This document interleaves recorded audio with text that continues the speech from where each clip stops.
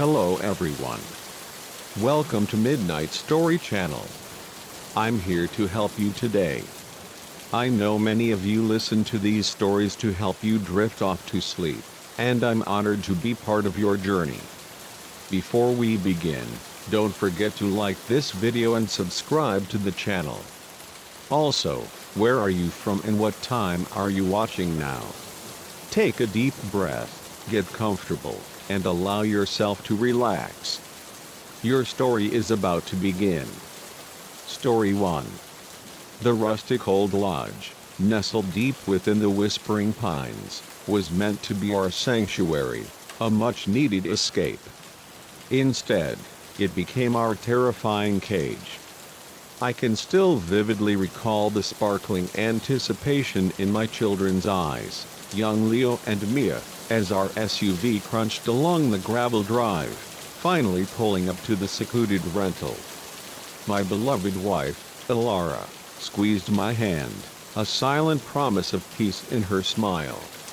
This, she breathed, her voice a balm after months of relentless deadlines and the kids' chaotic school schedules, is exactly what we needed. The lodge itself was a picture straight from a postcard, rustic charm, yet with every modern comfort. Warm, knotty pine walls embraced us, and a magnificent stone fireplace dominated the cozy living area, promising evenings of crackling warmth. Massive windows offered breathtaking panoramas of the untamed wilderness that surrounded us. As I wrestled with our overflowing bags, Leo and Mia, bursting with energy, raced through the rooms, their delighted laughter echoing, a sound I realized I hadn't heard nearly enough lately. "Dad, can we go explore outside?" Leo, our 12-year-old, was already practically vibrating with excitement at the back door. I glanced at Elara, who offered a quick nod. "Sure, but stay close to the lodge and be back in an hour for dinner," she instructed, her voice already hinting at the delicious chili aroma that was beginning to waft from the kitchen. I settled into a plush armchair, finally opening the thriller I'd been yearning to read for months. The silence was absolute bliss, punctuated only by the occasional distant bird call or the soft rustle of wind through the towering trees. An hour dissolved into 2. The sun began its slow descent, bleeding brilliant oranges and fiery pinks across the vast sky. A cold knot of dread began to coil in my gut. "Elara," I murmured, setting my book aside, "the kids should have been back by now."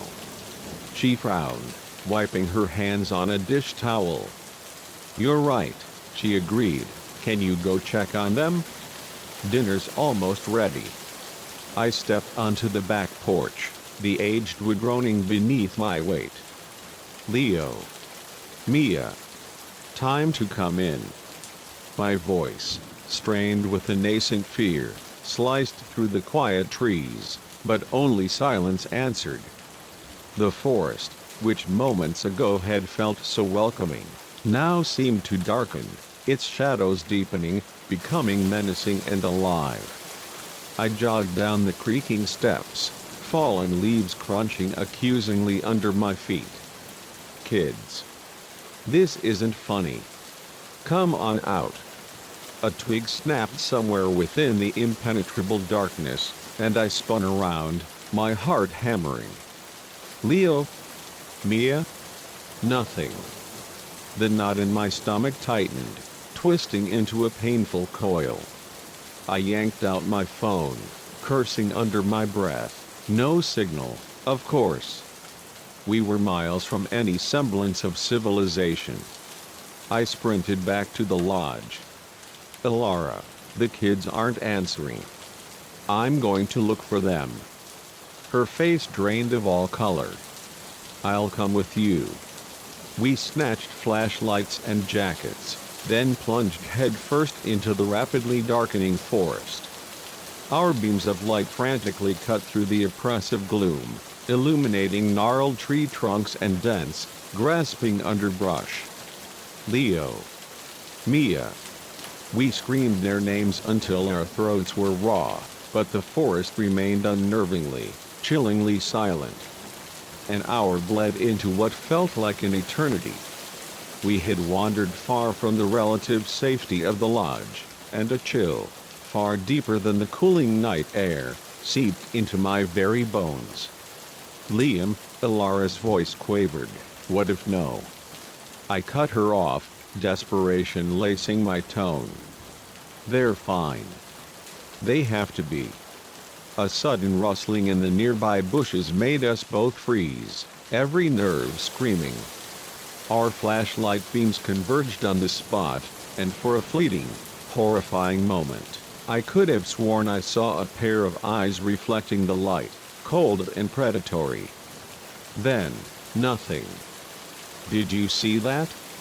Ilara whispered, her voice barely a breath. I nodded, my mouth suddenly bone dry. "Let's head back to the lodge. Maybe they returned while we were out here." We desperately retraced our steps, but in the overwhelming darkness, every tree looked identical, every shadow a potential trap. My heart pounded against my ribs, a frantic drumbeat of terror, as the horrifying realization crashed over me: we were lost. "Liam." Ilara's voice was tight with burgeoning hysteria. "Where's the lodge?" Before I could even attempt a reply, a blood-curdling scream tore through the night. It was Mia's voice. We bolted towards the sound, branches whipping mercilessly at our faces. Another scream, agonizingly closer this time, then Leo's voice, raw with terror: "Dad! Mom! Help!"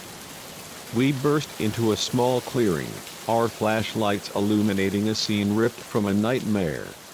Leo and Mia were huddled together at the base of a massive oak tree, their eyes wide and glazed with unspeakable terror.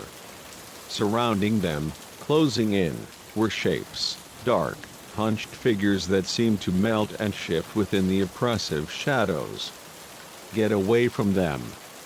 I roared, charging forward, a primal fury surging through me.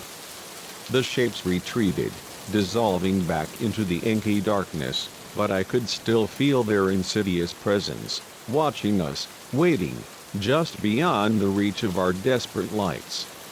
I scooped Mia into my arms, her small body trembling uncontrollably, while Ilara clutched Leo's hand. "Are you okay? What happened?"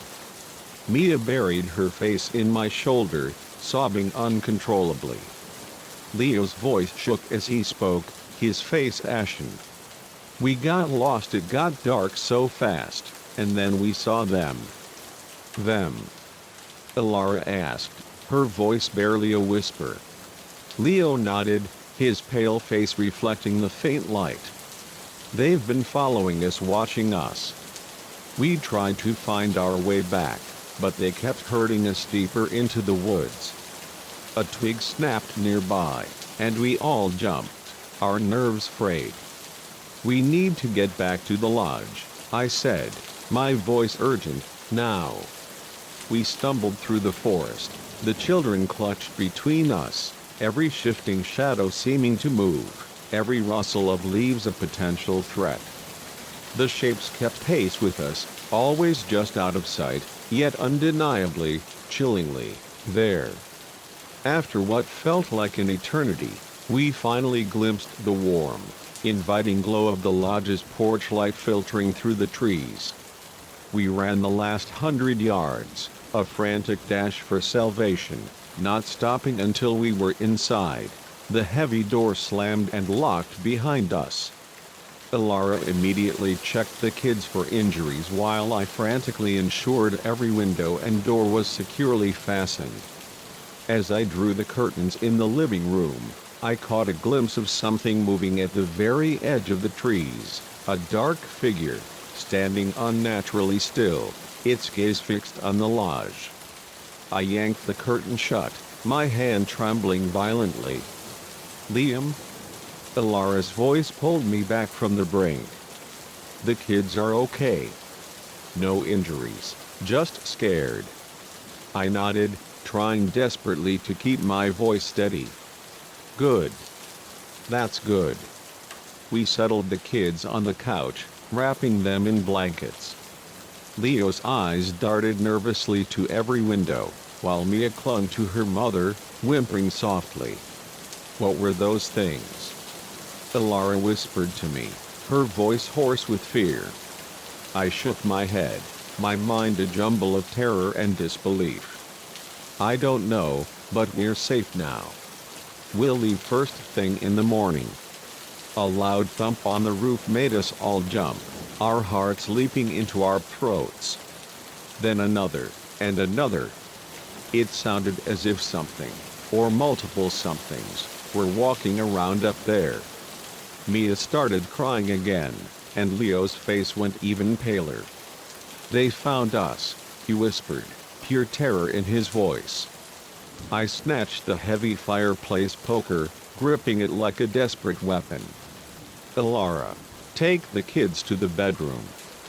Lock the door and don't come out until I say it's safe. She nodded, her face a mask of fear, ushering the children down the hallway. I heard the definitive click of the lock and took a deep, shuddering breath, trying to steady my racing nerves. The thumps on the roof continued, now accompanied by chilling scratching sounds at the windows. I moved from room to room, the poker gripped tightly in my sweating hands, every sense hyper-alert. In the kitchen, a window suddenly shattered. I ran in just in time to see a dark, spindly arm reaching through the broken glass, its movements unnaturally swift. Without a second thought, driven by primal instinct, I swung the poker, connecting with something solid. There was an inhuman shriek, a sound that would forever echo in my nightmares, and the arm withdrew. More windows broke, one after another, their shattering echoing through the lodge. Shadows writhed just outside, their forms indistinct, but unmistakably, terrifyingly, not human. I ran from room to room, a desperate whirlwind of motion, swinging the poker at anything that dared to try and get in, my heart pounding so violently I thought it might burst from my chest. The relentless assault seemed to stretch for hours, a suffocating eternity. By the time the first tentative rays of sunlight began to filter through the trees, every window in the lodge was shattered, the floors covered in dangerous shards of glass and leaves blown in by the relentless wind. But somehow, miraculously, terrifyingly, nothing had truly gotten inside. As the golden light filled the air, the attack abruptly ceased. I cautiously approached a broken window, peering out into the forest. Nothing moved. The woods looked deceptively peaceful, innocently beautiful in the morning light. I unlocked the bedroom door. Elara and the kids were huddled together on the bed, their eyes wide and still filled with primal fear. "Is it over?" Elara asked, her voice raspy with exhaustion. I nodded, every muscle screaming in protest. "I think so. Come on, we're leaving now." We frantically threw our belongings haphazardly into our bags and bolted for the car. As I started the engine, the roar a welcome sound, I looked back at the lodge one last time. For a chilling moment, I thought I saw a face in one of the broken windows, pale, elongated, with two large, dark eyes that seemed to bore into my soul. But then, we were driving away, tires kicking up gravel, leaving that nightmare behind. We barely spoke on the long, silent drive home, each lost in the crushing weight of our own thoughts. The kids, finally succumbing to the ordeal, fell asleep in the back seat. Elara reached over and squeezed my hand, a silent comfort. "What do we tell people?" she whispered. I sighed, my eyes fixed on the endless road ahead. "The truth? That the woods aren't as empty as we think?" That there are things out there we can't explain? I shook my head, a bitter laugh escaping my lips. They'd think we were crazy.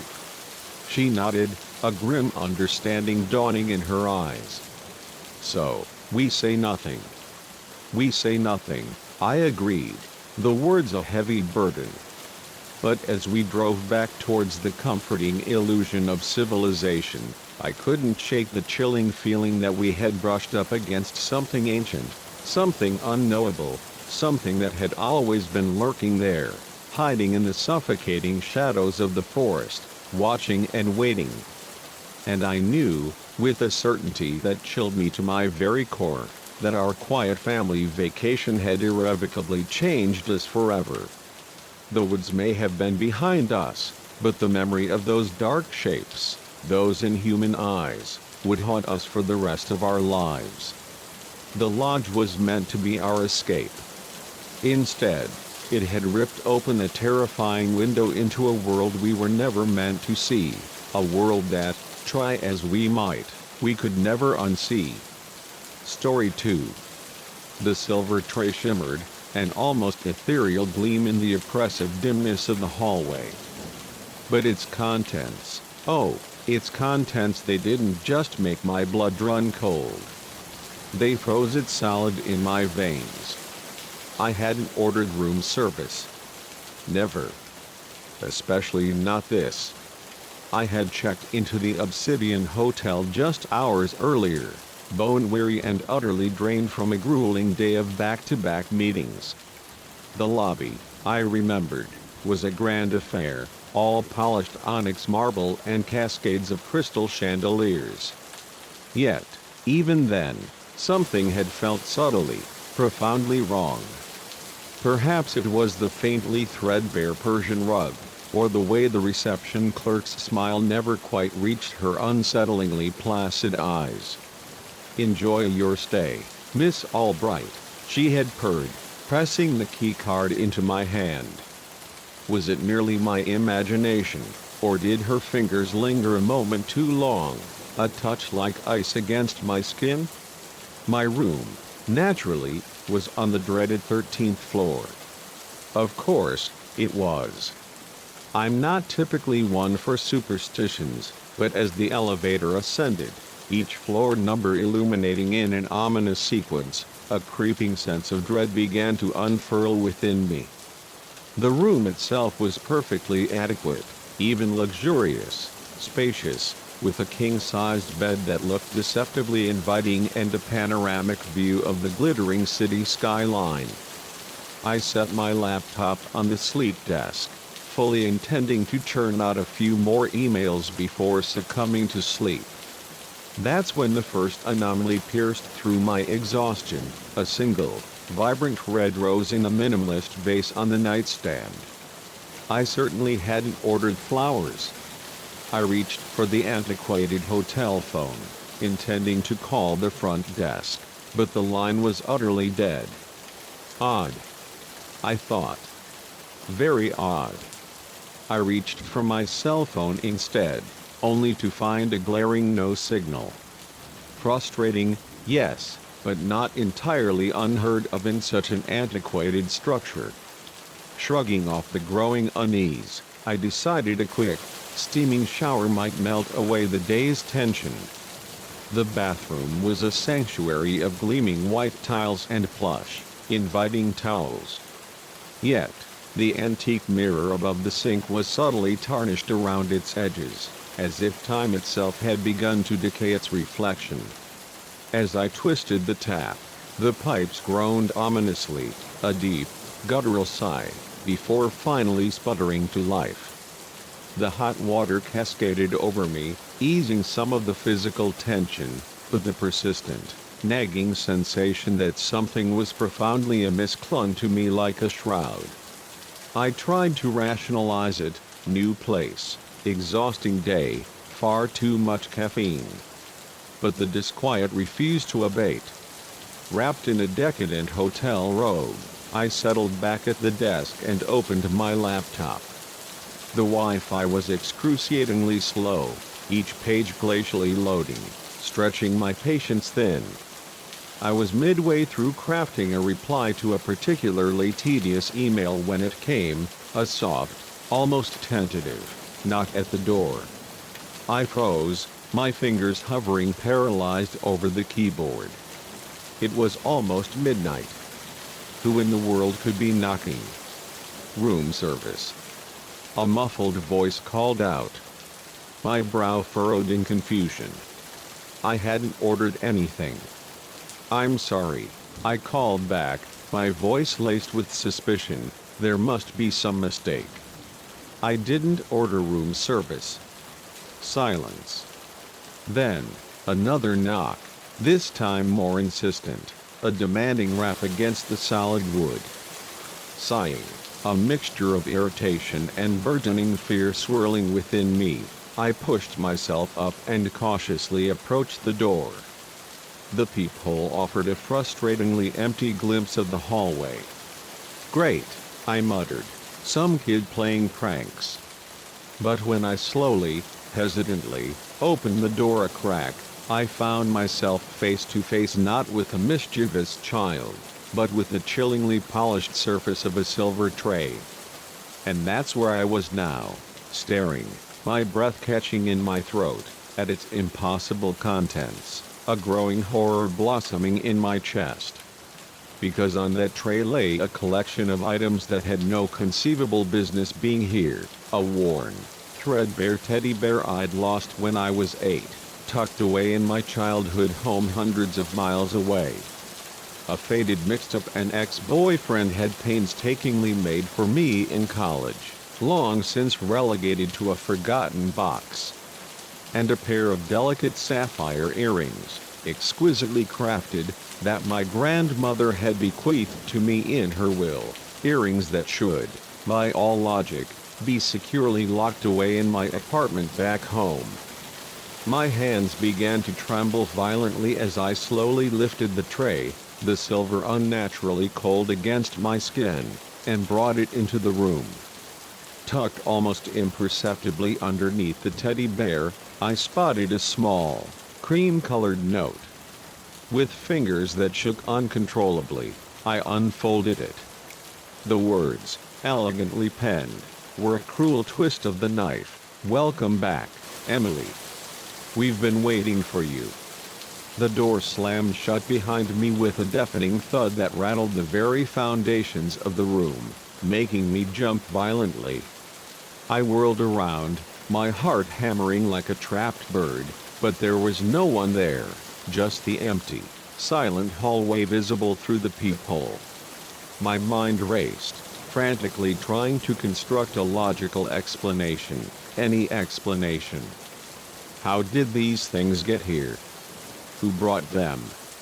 And what in God's name did that note mean? Welcome back? I had never stayed at this hotel before. I snatched my phone again, my desperation mounting, wildly jabbing at it, trying to coax even a sliver of signal. Nothing. The room suddenly felt impossibly smaller, the air thick and cloying, pressing in on me. I needed to escape. I threw on some clothes, my movements clumsy with fear, shoving my feet into my shoes without even bothering with the laces. As my trembling hand reached for the doorknob, the lights flickered once, twice, then plunged the room into suffocating darkness. For a moment, I was consumed by total blackness, a primal fear seizing me. Then, slowly, a faint, sickly green glow began to emanate from the impossible items on the tray. The teddy bear's stitched eyes seemed to bore into me, following my every desperate move as I stumbled backward, my spine hitting the cold, unforgiving wall. A low, guttural hum filled the air, growing louder by the second, of vibrations that seemed to emanate from everywhere and nowhere at once. The mirror in the bathroom began to rattle violently in its frame, a demonic symphony of glass and metal. I fumbled frantically for the doorknob, my sweaty palm slipping uselessly on the cool, smooth metal. It wouldn't turn. I was trapped. Help. I screamed, pounding on the door with desperate, bruising fists. Somebody help me. But my cries, raw with terror, were swallowed whole by the intensifying hum, a monstrous drone that filled my head. The floor beneath my feet began to vibrate violently, a terrifying tremor that threatened to shake the room apart. Pictures fell from the walls with sickening crashes, shattering on the plush carpet. And then, as abruptly and mysteriously as it had begun, everything ceased. The lights flickered back to life, revealing a room in disarray, broken glass, scattered objects. But the silver tray, and its impossible contents, were gone. I slumped to the floor, my back pressed against the door, trying desperately to regain my breath, my mind reeling. What in the world had just happened? Was I losing my mind? A new sound pierced the ringing silence, the cheerful, utterly incongruous ping of an arriving email. My laptop, miraculously undisturbed on the desk, glowed with an unread message. On shaky, unsteady legs, I approached it. The email was from an address I didn't recognize, Blackwood Hotel Eternal. The subject line, chillingly precise, read, "Your stay with us." With a trembling hand, I clicked it open. "Dear Miss O'Parker," the message began, its tone sickeningly polite, "we hope you're enjoying your return to the Blackwood Hotel. As a valued guest, we've taken the liberty of providing some mementos of your previous stays with us. Your room has been specially prepared to enhance your experience. We do hope you'll join us for the duration of your visit this time. Checking out early can be problematic. Sweet dreams, the management." "Previous stays?" I whispered, my voice barely audible. "I've never been here before." "Have I?" A soft knock at the door made me jump violently, every nerve screaming. "Housekeeping." A disturbingly cheery voice called out. I approached cautiously, peering through the peephole. An older woman in a pristine maid's uniform smiled back at me, her cart laden with cleaning supplies visible behind her. Against every fiber of my being, against my better judgment, I opened the door a crack. "I'm sorry," I stammered, "I didn't request housekeeping." The maid's smile never faltered, a fixed, unsettling rictus. "Oh, but dear, you always do. Every time you stay with us." A profound chill, colder than any winter wind, ran down my spine. "I've never stayed here before," I insisted, my voice quavering, desperate for her to believe me, for me to believe me. She laughed, a sound like brittle, dried leaves crunching underfoot. "Of course, you have, Miss Parker. You've been our guest many, many times. You just never remember." Before I could even formulate a response, she gently, yet firmly, pushed past me into the room. I stumbled backward, watching in stunned, terrified silence as she began to meticulously tidy up the disarray from earlier. Now, she tutted, picking up a fallen picture frame with an unnerving tenderness, "we can't have you making such a fuss every time. It upsets the other guests." "Other guests?" I managed to croak out, my voice thick with dread. "What other guests? I haven't seen anyone else." The maid paused, turning to face me, that same unchanging, unsettling smile firmly in place. "Oh, they're here. They're always here. Just like you." She resumed her cleaning, humming a soft, tuneless melody to herself. I watched, paralyzed by an insidious fear, as she moved around the room with practiced, unsettling efficiency. When she was finally done, it was as if nothing had ever happened. The room was pristine. every single item meticulously returned to its precise place. "There we are," she announced, her voice dripping with satisfaction. "All better now. You should get some rest, dear. Tomorrow is always a big day here at the Blackwood." As she wheeled her cart towards the door, a terrifying thought, a sliver of lucidity, pierced through the fog of my terror. "Wait!"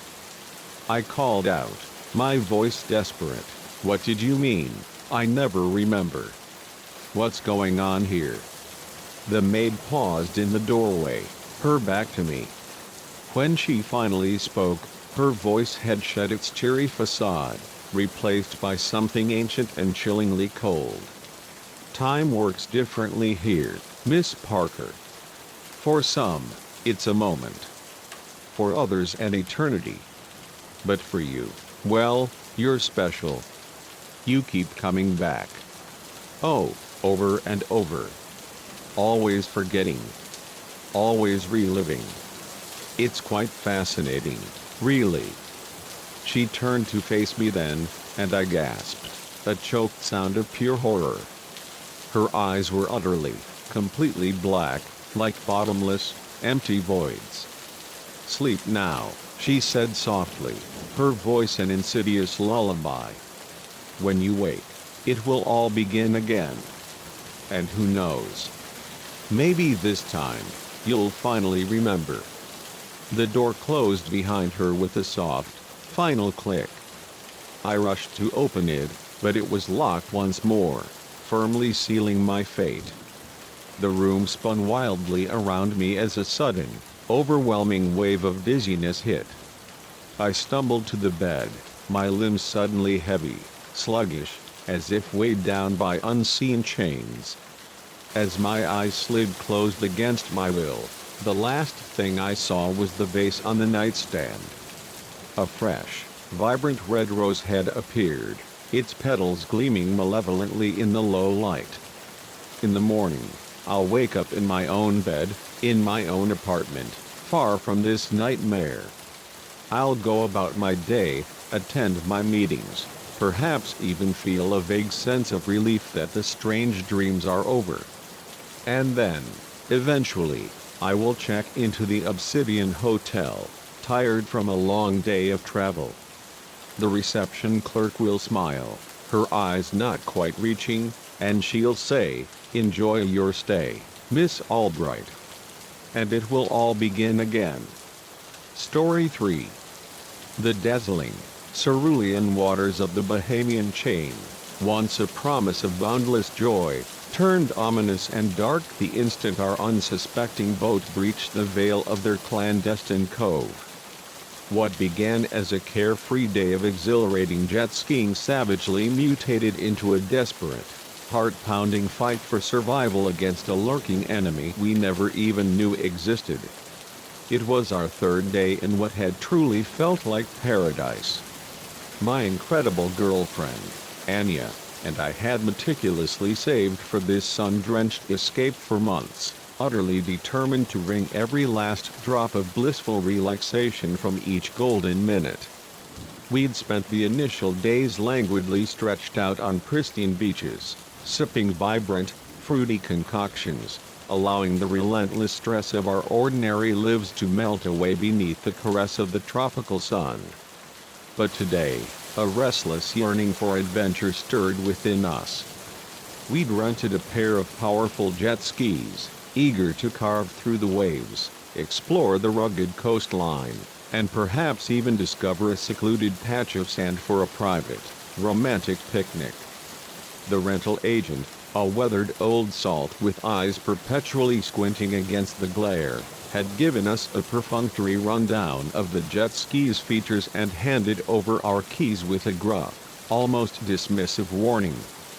"Stay within sight of the resort," he'd advised, his voice a low rumble.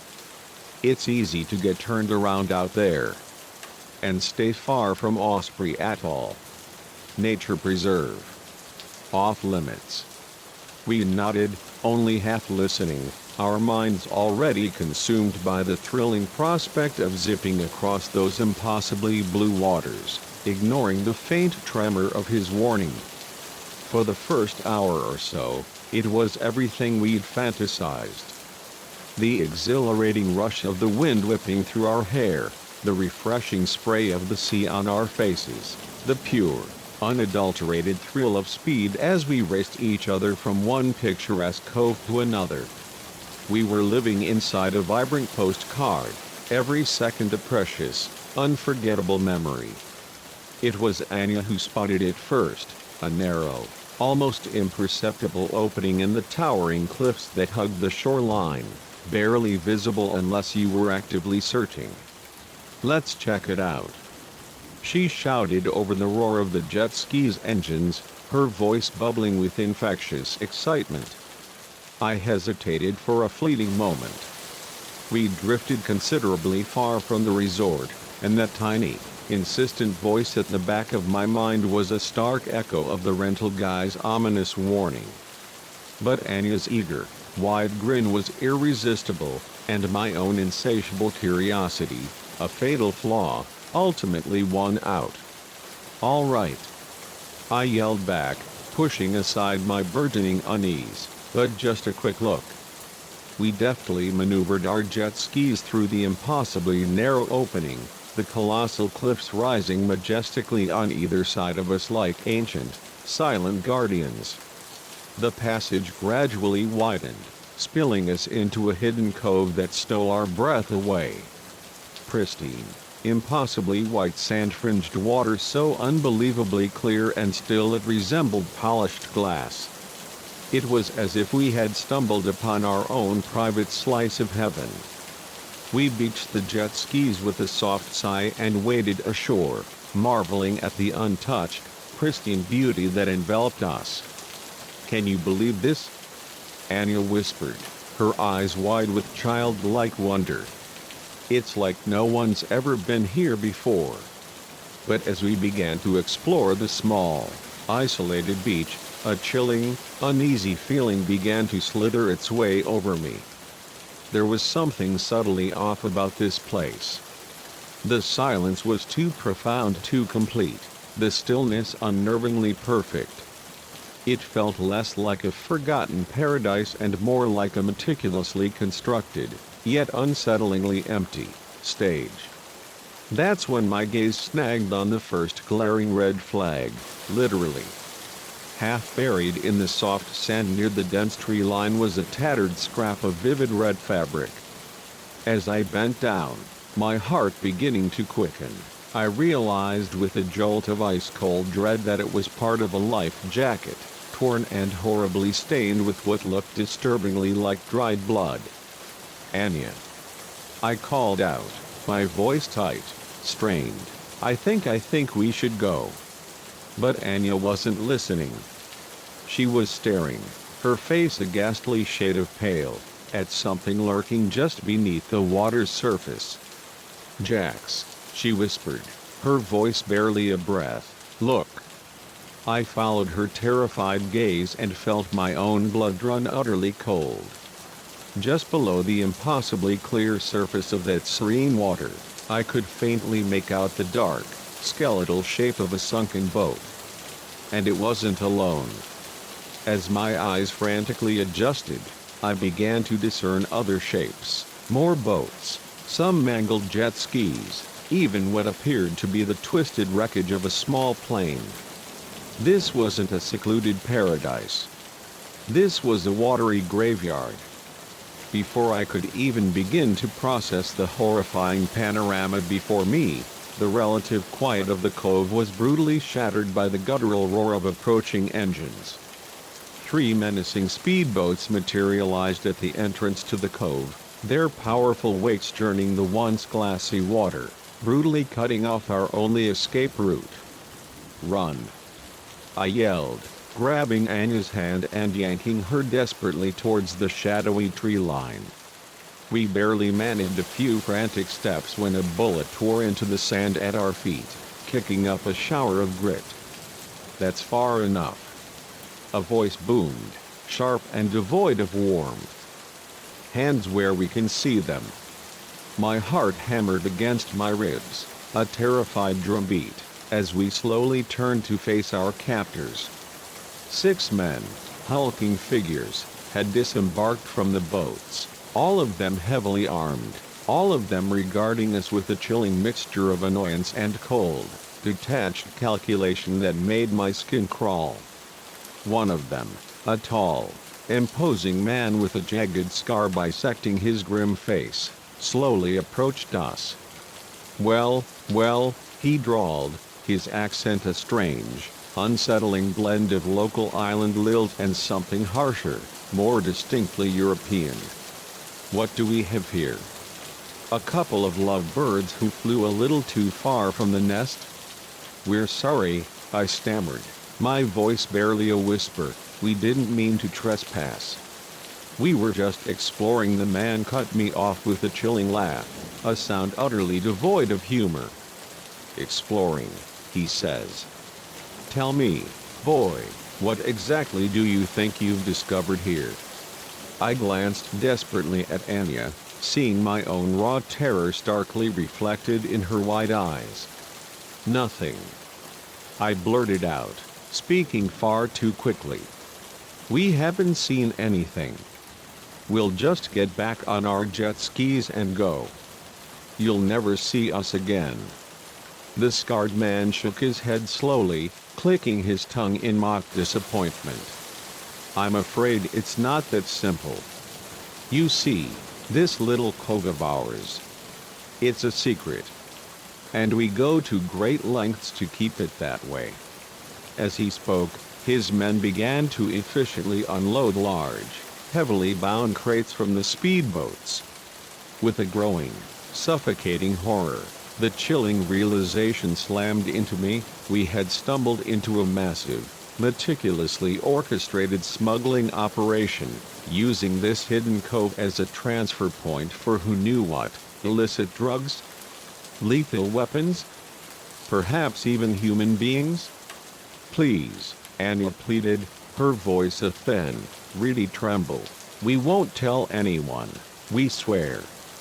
The leader regarded us for a long, agonizing moment, his cold, piercing eyes seeming to bore directly through our very souls. I believe you, he said finally, his voice unnervingly calm. I truly do.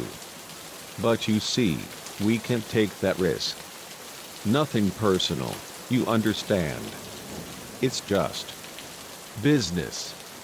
He gave a curt nod to one of his men, who, without a moment's hesitation, raised his weapon, its barrel glinting menacingly in the fading light.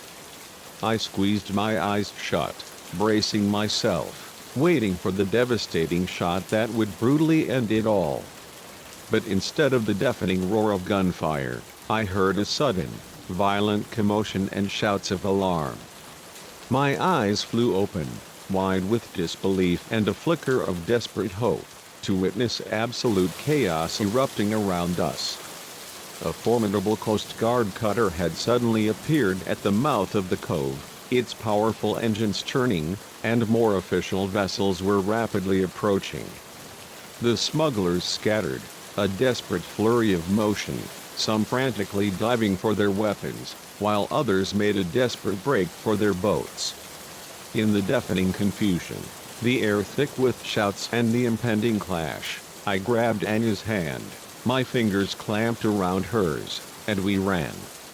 We sprinted for our jet skis, bullets tearing through the air, whistling menacingly past us as both the desperate smugglers and the arriving Coast Guard opened fire. I have never, in my entire life, started an engine so furiously, so desperately fast. We roared out of the cove, pushing the jet skis to their absolute limits, leaving the nightmare behind. I could hear the horrifying symphony of the firefight raging behind us, but I didn't dare look back. All that mattered, all that consumed my entire being, was getting as far away from that hellish scene as humanly possible. It wasn't until we were finally within sight of our resort, its familiar, comforting lights twinkling in the distance, that we dared to slow down. My arms screamed in protest, aching from gripping the handlebars so tightly, and my heart was still pounding a frantic rhythm against my ribs. Anya pulled up alongside me, her face streaked with tears and salty sea spray, her expression a fragile mix of terror and relief. "Are you okay?" I gasped, reaching out a trembling hand to touch her arm, needing to feel her. She nodded, managing a shaky, weak smile. "I think so, Jax." What just happened?" I shook my head, my mind still a chaotic storm, desperately trying to process the unfathomable events. "I don't know," I whispered, "but I think we just had a very, very close call." We returned the jet skis, our limbs still trembling, and headed straight for our room, both of us profoundly, irrevocably shaken. As we walked through the brightly lit lobby, we overheard excited, animated chatter about a major drug bust that had just gone down. Apparently, the Coast Guard had been meticulously tracking this smuggling ring for months and had finally caught them red-handed. Later that night, as we sat on our balcony, the salty breeze a gentle caress, watching the sun dip below the horizon, an overwhelming sense of unreality washed over me. Just hours ago, we'd been staring death squarely in the face. Now, here we were, sipping cool cocktails, desperately trying to act like normal tourists, attempting to erase the horror. "Should we tell someone?" Anya asked, her voice barely a whisper, breaking the long, heavy silence between us. "About what we saw, I mean." I considered it for a long, painful moment before slowly shaking my head. "I don't think so. The Coast Guard got their bust. Anything we say would just complicate things and probably get us in trouble for being somewhere we shouldn't have been." Anya nodded, a flicker of relief in her eyes. "You're right. Let's just try to enjoy the rest of our vacation." But we both knew, with a chilling certainty, that things had fundamentally changed. The remainder of our trip was subdued, the carefree joy of those first few days brutally replaced by a constant, nagging undercurrent of anxiety. Every time we ventured near the water, I found myself instinctively scanning the horizon, half expecting to see those menacing speedboats bearing down on us, their engines roaring a symphony of terror. We've been home for a month now, and life has, for the most part, slowly returned to a semblance of normal. But sometimes, late at night, I'll jolt awake from vivid, horrifying dreams of hidden coves and men with cold, dead eyes and gleaming weapons. In those raw moments, I am acutely, painfully aware of how fragile our sense of safety truly is, how quickly an ordinary, beautiful day can violently spiral into a desperate, primal fight for survival. Anya and I are still together, our bond forged and strengthened in the brutal crucible of shared ordeal. We don't talk about it much, the words too heavy too real. But sometimes, I'll catch her staring out at the vast, indifferent ocean with a distant, haunted look in her eyes, and I know, with a chilling certainty, that she's thinking about it too. We're planning another vacation for next year. This time, we're thinking mountains. Somewhere deep inland. Far, far away from any hidden coves or deceptively crystal clear waters that might be hiding dark, unspeakable secrets beneath their shimmering surface. Because if there's one terrifying truth I've learned, it's that paradise can morph into a waking nightmare in the horrifying blink of an eye. And some adventures, we now know, are definitively best left undiscovered. Story 4. I never imagined a smile could hold such terror until I encountered Mrs. Albright. Her friendly wave, Initially so welcoming, rapidly transmuted into the chilling herald of my deepest nightmares, and her relentless, unblinking presence transformed our dream home into an insidious prison of paranoia. It all began on the sweltering afternoon we finally moved in. The moving truck had just lumbered away, leaving a chaotic battlefield of unpacked boxes strewn across our freshly mown front lawn. I was wrestling with a particularly cumbersome, heavy carton when a saccharine sweet voice drifted from behind me. "Welcome to the neighborhood, dear." I turned, wiping a bead of sweat from my brow, to see a woman in her late 60s, impeccably dressed as if for a garden party, a pristine plate of homemade cookies cradled in her hands. Her smile was wide, almost unnervingly expansive, stretching across her face in a way that simply didn't quite reach her eyes. "I'm Margaret Albright," she chirped, extending the plate towards me. "I live next door. Thought you might need a little pick-me-up after all that heavy lifting." "Thanks," I managed, gratefully accepting a cookie. "I'm Evelyn. My husband, Marcus, and our kids are inside somewhere, probably already squabbling over where to put the sofa." Mrs. Albright's eyes lit up with an almost unsettling intensity. "Oh, you have children? How wonderful. I do so love the sound of little ones playing." Something in her tone, a faint, unsettling tremor, made me pause mid-bite. There was an undercurrent of desperate longing, an intensity to her words that seemed profoundly out of place, yet I foolishly dismissed it as nothing more than an excess of neighborly enthusiasm. I offered her a tour of our new home. As we moved through the rooms, Mrs. Albright commented on every single detail, the chosen paint colors, the layout, even the view from each window, as if meticulously cataloging every inch of our lives. When we reached the children's rooms, she lingered, her hand tracing the door frames with an almost reverent, possessive touch. "Such lovely spaces for growing minds," she murmured, a soft sigh escaping her lips.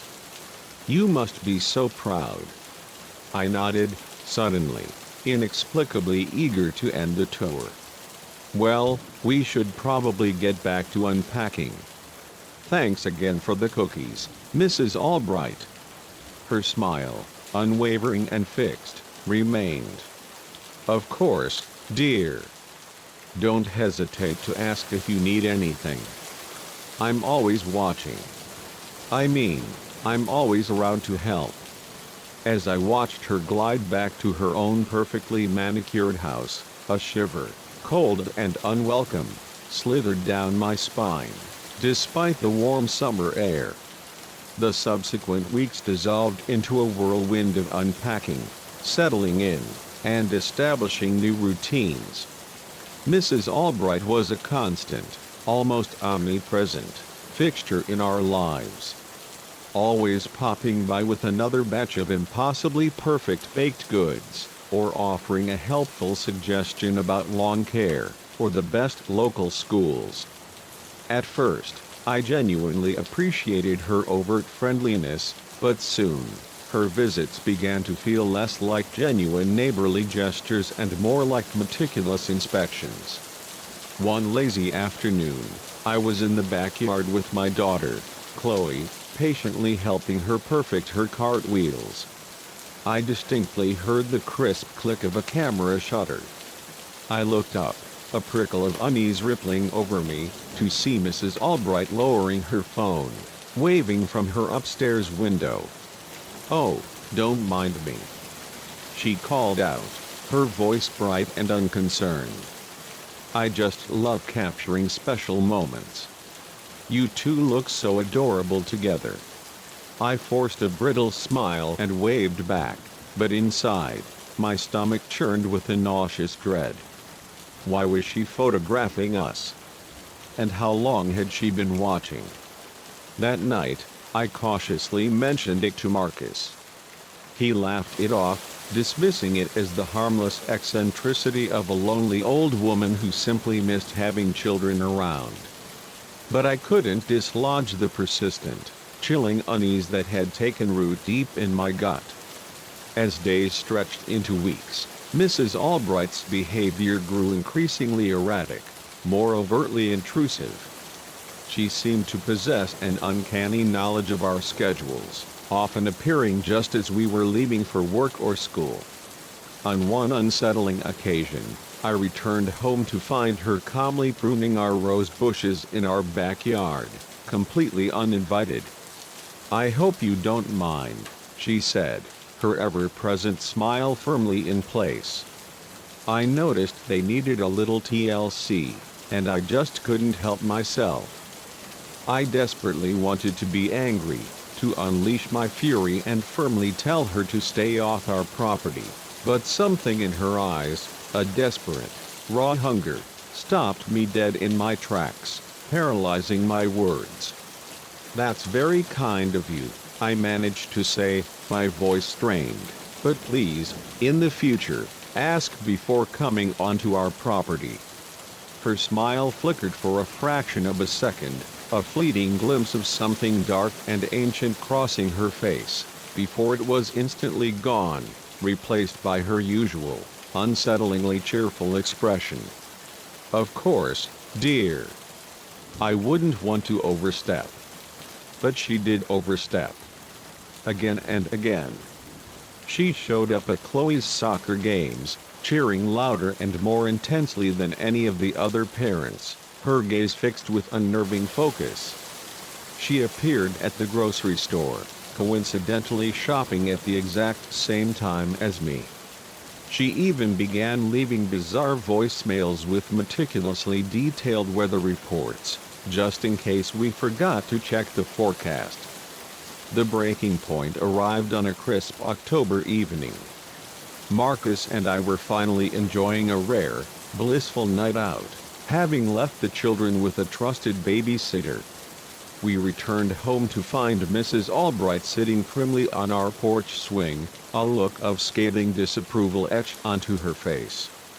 "I saw that young girl you left in charge," she announced, her voice dripping with venomous disdain. "She had her boyfriend over. They were very inappropriate." My blood ran cold, a horrifying realization slamming into me. How did she know? Had she been watching our house the entire time we were gone? Marcus, usually the calm, collected one, finally snapped. "Mrs. Albright, this has to stop. You can't keep spying on us. We appreciate your concern, but it's becoming intrusive." For a raw, agonizing moment, Mrs. Albright's polished facade cracked, crumbling away completely. Her fixed smile vanished, replaced by a look of such raw, agonizing pain and profound loneliness that I almost felt a pang of pity for her. "I'm just trying to help," she whispered, her voice barely audible, "to keep you safe. To be part of." She trailed off, her eyes welling with unshed tears. Marcus softened slightly, his anger momentarily eclipsed by empathy. "We understand you might be lonely, Mrs. Albright, but this isn't the way to make friends. You need to respect our privacy." Mrs. Albright stood up slowly, her shoulders hunched, her figure seeming to shrink into itself. "You don't understand," she said, her voice suddenly devoid of emotion, chillingly cold. "None of you ever understand." She turned and slowly walked away, dissolving into the oppressive darkness of her own home. Marcus and I exchanged deeply worried glances before rushing inside to check on the children, a profound sense of dread settling over us. The next morning, Mrs. Albright's house was eerily quiet. No lights. No movement. Days bled into a week, and we saw no further sign of her. Part of me, the overwhelmed part, felt a profound, guilty relief. But another, deeper part, gnawed by an unsettling worry, wondered if we had been too harsh. A week later, a police car, its lights strobing silently, pulled up in front of her house. Curious, a knot of apprehension tightening in my chest, I wandered over to where a small, hushed group of neighbors had gathered. "What's going on?"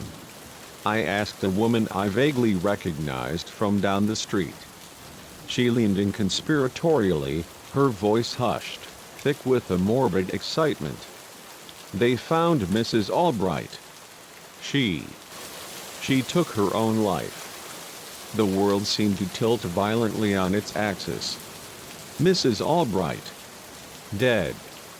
Despite everything, a sharp pang of guilt lanced through me. Had our confrontation, our blunt dismissal, pushed her over the edge? As the police meticulously conducted their investigation, more chilling details emerged. Mrs. Albright had tragically lost her husband and young daughter in a devastating car accident decades ago. She had never truly recovered, becoming increasingly isolated, her grief curdling into a desperate, unhealthy fixation on the families who moved in around her. In her house, the police discovered dozens of photo albums, meticulously filled with pictures of neighborhood children, including our own. There were dog-eared journals detailing our daily routines, fragments of our conversations, even chilling observations about what we ate for dinner. It was a macabre shrine to the family life she had so tragically lost and so desperately, pathologically, wanted to reclaim. The most chilling discovery, however, was found in her dusty basement, a room meticulously decorated to precisely match Chloe's bedroom in our house, right down to the specific stuffed animals arranged on the bed. On the wall, a calendar, a date chillingly circled in angry red ink, the day after we had confronted her on our porch. The police theorized, with a horrifying certainty, that she had been planning to take Chloe, to recreate the shattered family she'd lost. Our argument, our desperate attempt to reclaim our privacy, had apparently derailed her meticulously laid, terrifying plans, ultimately leading to her tragic, desperate decision. In the agonizing days that followed, our once quiet suburb became a frantic whirlwind of police interviews, concerned neighbors, and intrusive news vans. We immediately installed a state-of-the-art security system, adding extra, heavy-duty locks to every door and window. But no alarm system, no amount of steel and deadbolts, could truly protect us from the crushing weight of guilt and the insidious, lingering fear that now permeated our once happy home. Months have slowly crawled by, and life has, in its own hesitant way, gradually returned to normal, or at least, a new, unsettling version of normal. Mrs. Albright's house stands empty, a silent, stark reminder of the chilling tragedy that unfolded there. Sometimes, I still catch myself glancing involuntarily at her darkened windows, half expecting to see her watching us, her unblinking smile fixed in place. The children no longer play freely in the front yard, and I meticulously double-check the locks every single night. We've talked, Marcus and I, about moving, about starting completely fresh somewhere new. But a profound, unsettling part of me wonders, would it truly make a difference? The world, I now know with a chilling certainty, suddenly seems teeming with Mrs. Albrights, their seemingly friendly smiles concealing desperate loneliness and dangerously escalating obsessions. Every friendly wave from a new neighbor now carries a faint, unsettling hint of suspicion. Every seemingly innocuous act of kindness is scrutinized for potential ulterior motives. Our dream home has transformed into an impenetrable fortress, and trust, that most fragile of human connections, feels like a dangerous luxury we can no longer afford. As I sit on our porch now, The air growing cool, watching the sun bleed across our quiet street, I can't help but think about Mrs. Albright. About the unimaginable pain she must have carried for so long, and the profound desperation that drove her to such extreme, terrifying lengths. I think about how a simple act of seemingly neighborly kindness twisted and contorted into something so utterly dark and frightening. And I wonder, as I watch a new family move into Mrs. Albright's old house, their innocent children laughing freely as they explore their new home, how well do we ever really know our neighbors? What chilling secrets lie hidden behind those friendly smiles and seemingly innocent waves? And how, in this new, unsettling world, do we ever truly balance genuine openness with necessary caution, when the greatest dangers might be hiding in plain sight, just on the other side of a perfectly manicured white picket fence? The sun finally dips below the horizon, casting long, mournful shadows across our lawn.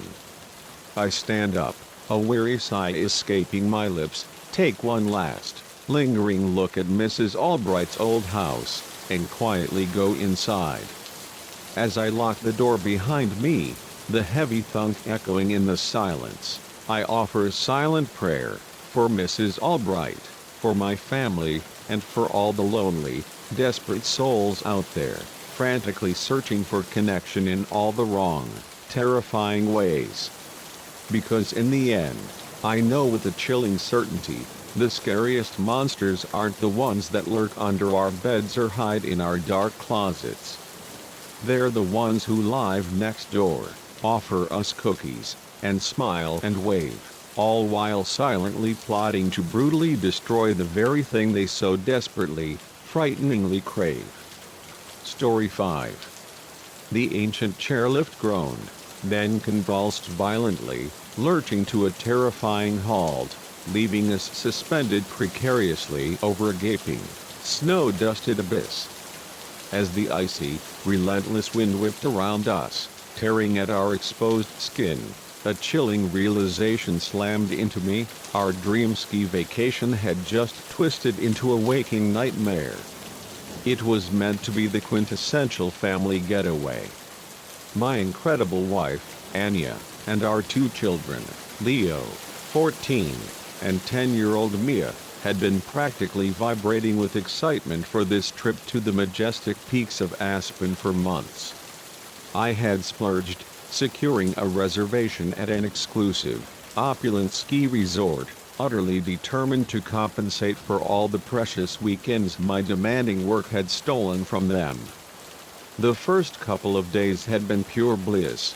The pristine slopes glistened under a brilliant sun, the hot chocolate was impossibly rich and comforting, and the echoing laughter of my family resonated through our cozy, luxurious chalet, a symphony of joy. But on the third day, a subtle, insidious darkness began to creep in. It started with a series of minor, almost imperceptible disturbances. Leo's ski bindings mysteriously loosened during a thrilling run, sending him tumbling harmlessly, but unsettlingly, into a snowdrift. Mia's brand new, vibrant goggles inexplicably vanished from our locker, as if spirited away by an unseen hand. Then, Anya's cherished, well-worn gloves, a gift from me, simply disappeared. Must be gremlins, I joked, my voice a forced attempt at levity, trying to dispel the growing unease. But Anya's tight-lipped expression told me she was distinctly unamused. That night, as we huddled around the grand, roaring fireplace in the resort's magnificent lobby, I inadvertently overheard a hushed, heated conversation between two anxious staff members. "It's happening again," one whispered urgently, his eyes darting nervously, just like last season. The other hissed, a quick, fearful glance sweeping the room. Their eyes met mine for a fleeting, terrifying moment, and they abruptly dispersed, melting into the bustling crowd. A chill, far deeper than the ambient temperature of the grand lobby, slithered down my spine. What in God's name was happening again? And why did they look so utterly terrified? The next morning, seeking a fresh start, we decided to tackle a new trail. As we approached the chairlift, my gaze snagged on the operator. His face was a mask of tension, his eyes frantically darting back and forth, as if scanning for an unseen threat. "Everything okay?" I asked, my voice betraying a hint of my burgeoning unease, as we prepared to board. He plastered on a fixed, artificial smile that didn't remotely reach his haunted eyes. "Of course, sir. Enjoy your ride." We were barely halfway up the towering mountain when the lift shuddered violently, then jolted to a complete, terrifying stop. At first, we merely thought it was a momentary pause, a common occurrence. These things happen, right? But as minutes bled into an agonizing eternity, a profound sense of foreboding settled over us, cold and suffocating. "Dad, I'm cold," Mia whimpered, huddling closer to Anya, her small body trembling. "It's okay, sweetie," I reassured her, my voice strained, even as doubt gnawed at my gut. "They'll get us moving soon." But they didn't.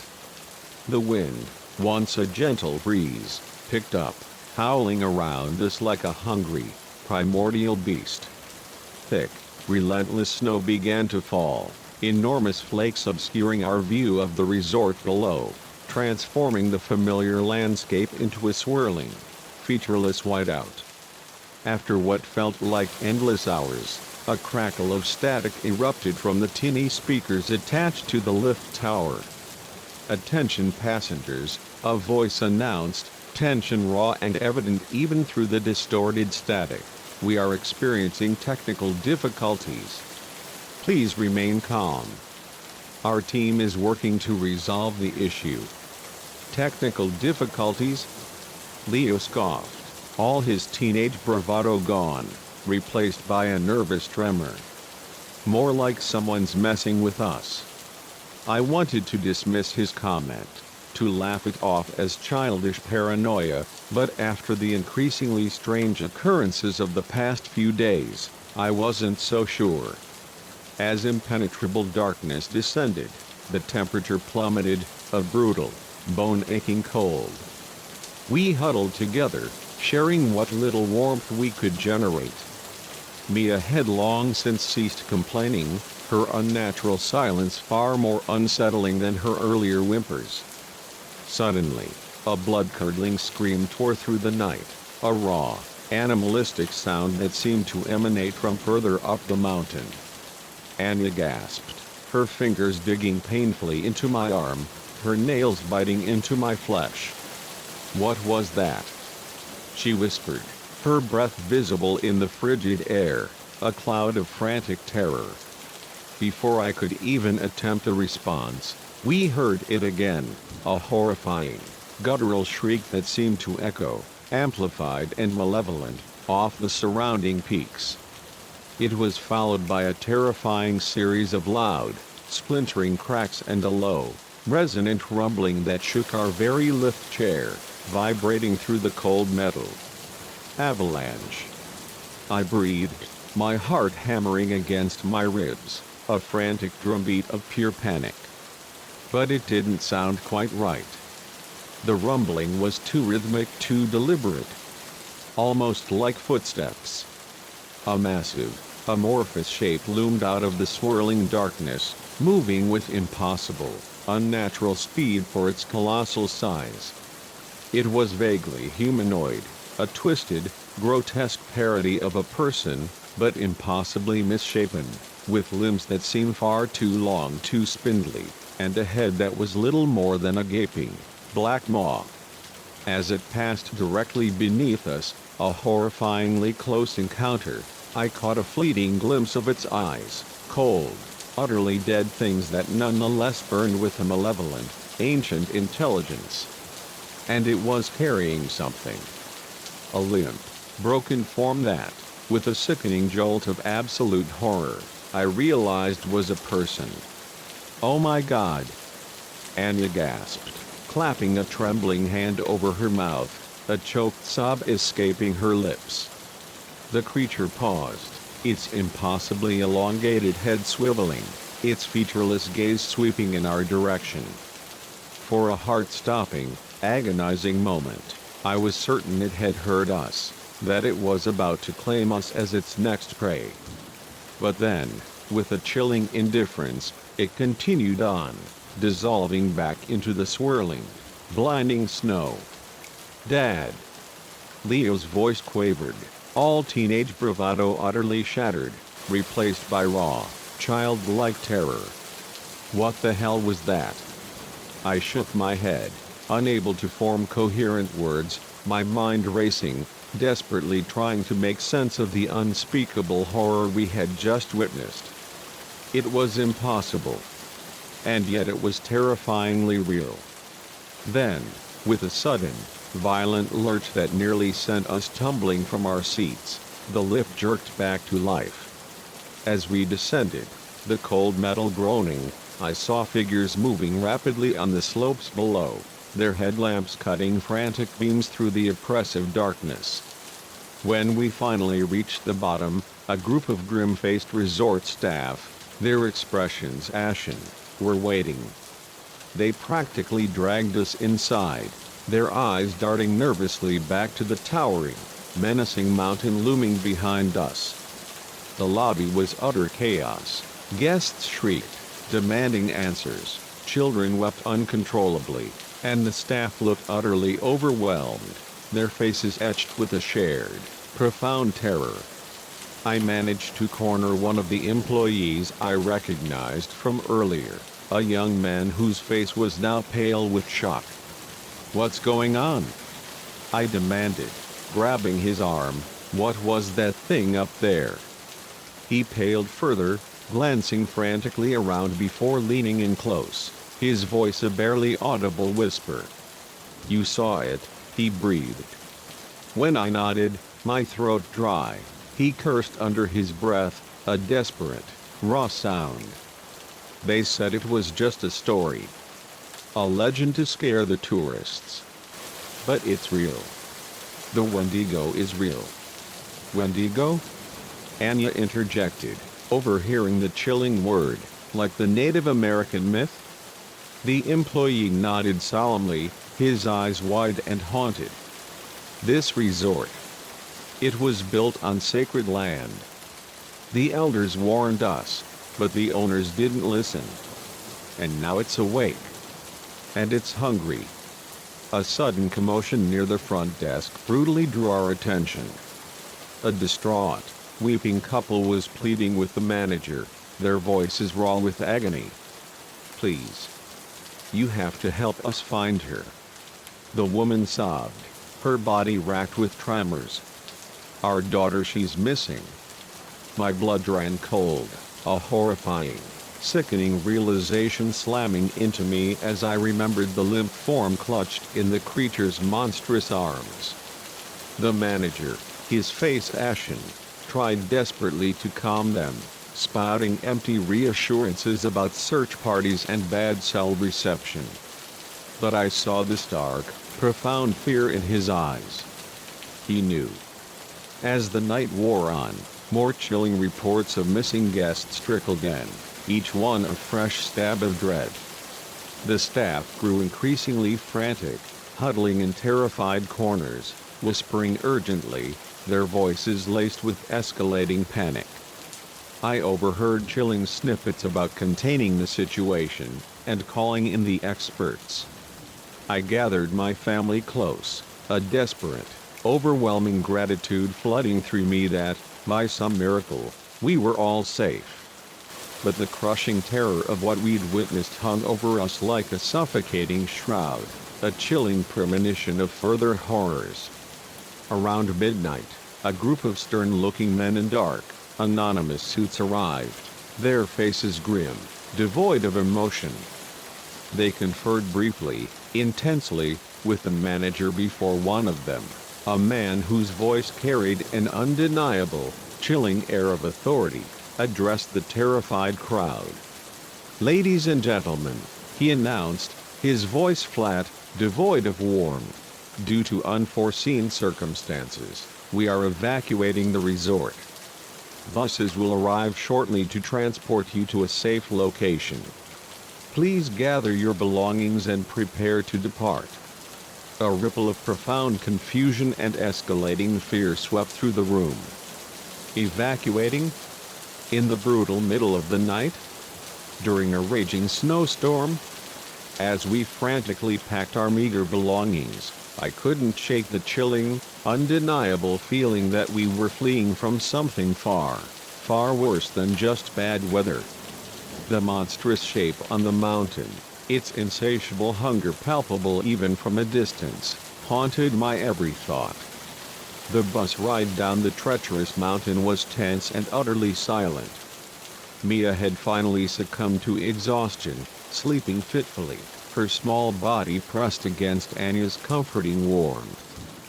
Leo stared out the window, his face pale and drawn, his eyes wide and haunted.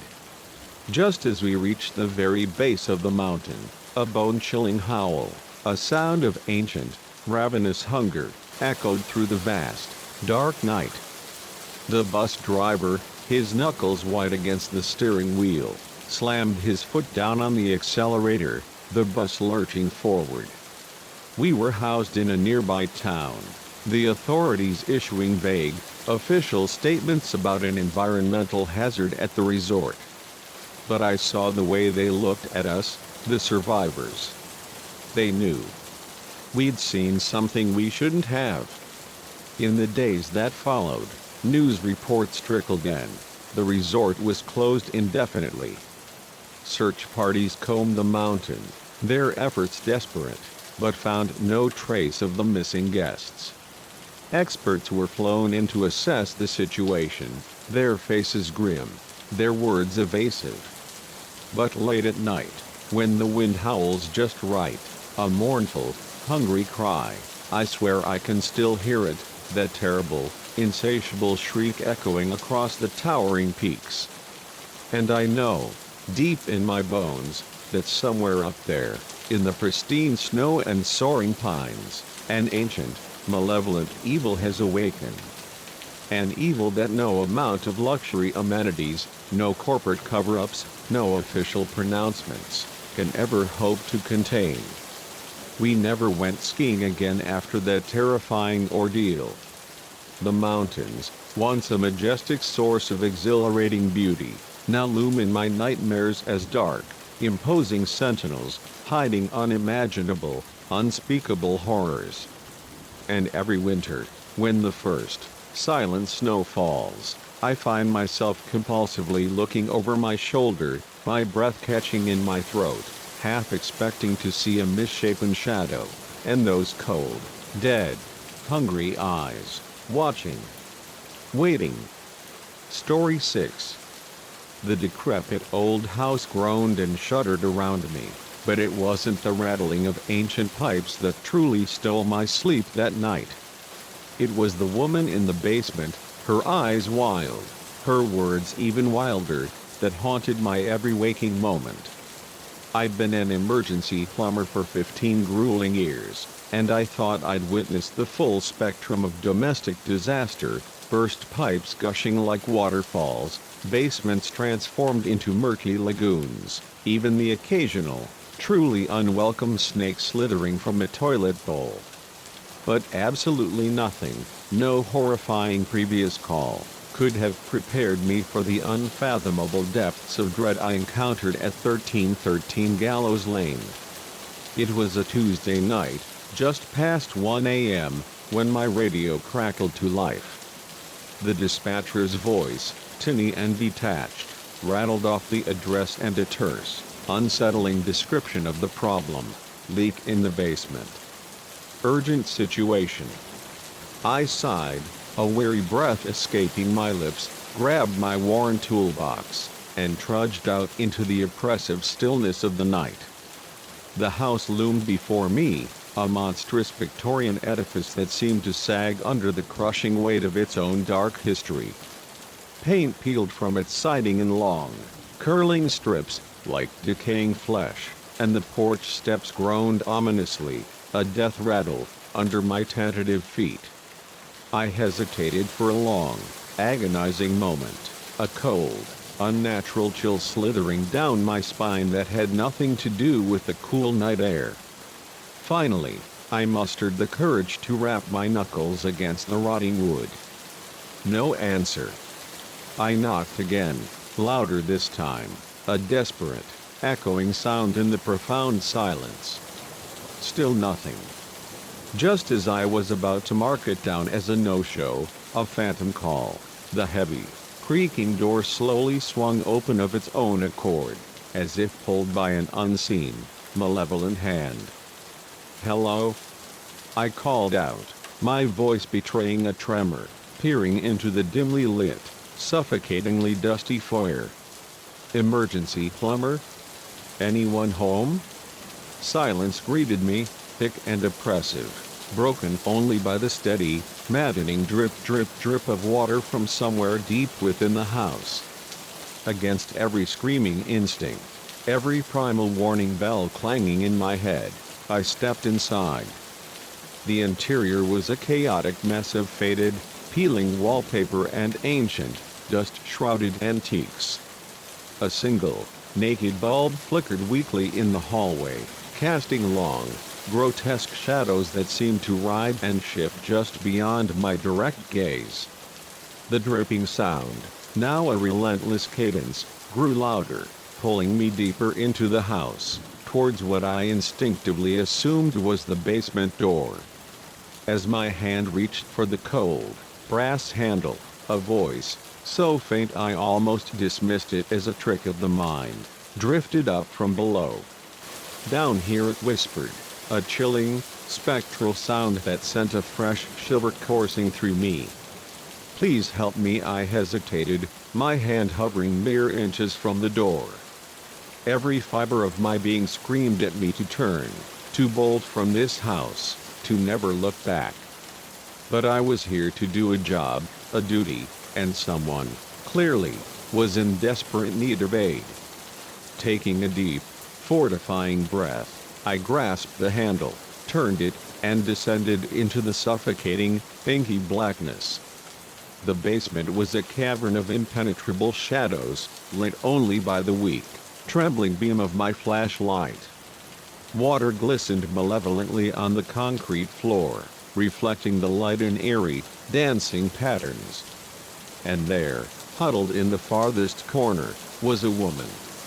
She was older, perhaps in her 60s, with wild, untamed gray hair and eyes that seemed unnaturally large, bulging from her gaunt face. Her clothes were utterly soaked, clinging to her thin, wasted frame like a second skin. As my light fell upon her, she blinked rapidly, like a creature unaccustomed to any illumination. "Ma'am?" I said, approaching with extreme caution. "I'm here about the leak. Are you all right?" She didn't respond directly, only continued to mutter under her breath, her eyes darting frantically around the room as if tracking invisible movements. As I drew closer, the horrifying clarity of some of her words pierced through the unintelligible murmurs. "They're coming, the walls are too thin, can't keep them out much longer." A profound chill, colder than the basement air, ran down my spine. This, I instantly knew, was far, far above my pay grade. I needed to fix the damned leak and get out of here, now.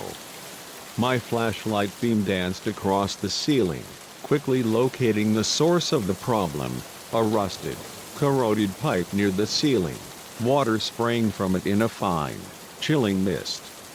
As I set to work, my tools clanking ominously in the silence, the woman's muttering grew louder, more frantic, more coherent. "You don't understand," she suddenly blurted out, her voice clear, sharp, accusatory. "The water isn't the problem. It's what's in the water. I tried desperately to focus on my task, but her chilling words burrowed into my mind, worming their way into my thoughts.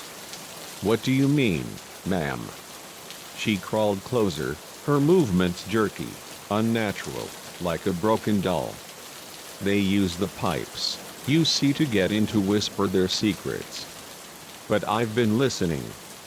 "Oh, yes. I've been listening for years." My hands, now slick with cold sweat, shook violently as I tightened the last bolt. The stubborn leak slowed to a hesitant trickle, then, with a final, defeated drip, stopped altogether. In the sudden, profound silence, the woman's breathing seemed unnaturally loud, ragged.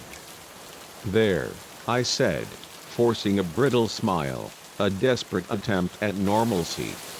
"All fixed now. Is there someone I can call for you? Family, maybe?" She laughed then, a high, brittle, utterly unhinged sound that set my teeth on edge, scraping against my very soul. "Family? Oh, no, dear boy. They're long gone. Taken, you see. But I outsmarted them. I'm the only one left." I backed away slowly, my trusty toolbox clutched to my chest like a flimsy shield. "Right. Well, if you're sure you're okay, I'll just be going then." As I turned to leave, her hand shot out, grasping my ankle with surprising, bone-crushing strength. "Wait!" she cried, her voice raw, desperate. "You have to listen. You have to understand." I tried to pull away, but her grip was like iron, unyielding. "Let go, ma'am. Please." Her eyes, wide and unblinking, locked onto mine, and in that horrifying moment, I saw something in their depths that turned my very blood to ice. It wasn't madness I saw there, or at least, not just madness. It was knowledge. Terrible, ancient, burdensome knowledge that no human mind was ever meant to possess. "There in the pipes," she whispered, her voice taking on a chilling, sing-song quality. "In the walls. In the very air we breathe. Watching. Waiting. And now that you've fixed the leak, you've opened the door for them." A low, guttural rumble filled the air, like distant, subterranean thunder, but the sky had been perfectly clear when I arrived. The woman's grip tightened agonizingly, her nails digging into my skin, drawing blood. "Do you hear them?" she asked, a manic, triumphant grin spreading across her face, twisting her features into something monstrous. "They're coming. And this time, they're coming for you." With a sudden, desperate burst of panic-fueled strength, I wrenched my leg free and bolted for the stairs, a primal scream caught in my throat. Behind me, the woman's laughter echoed off the damp, stone walls, rising to a hysterical, blood-curdling pitch that pursued me like a demonic chorus.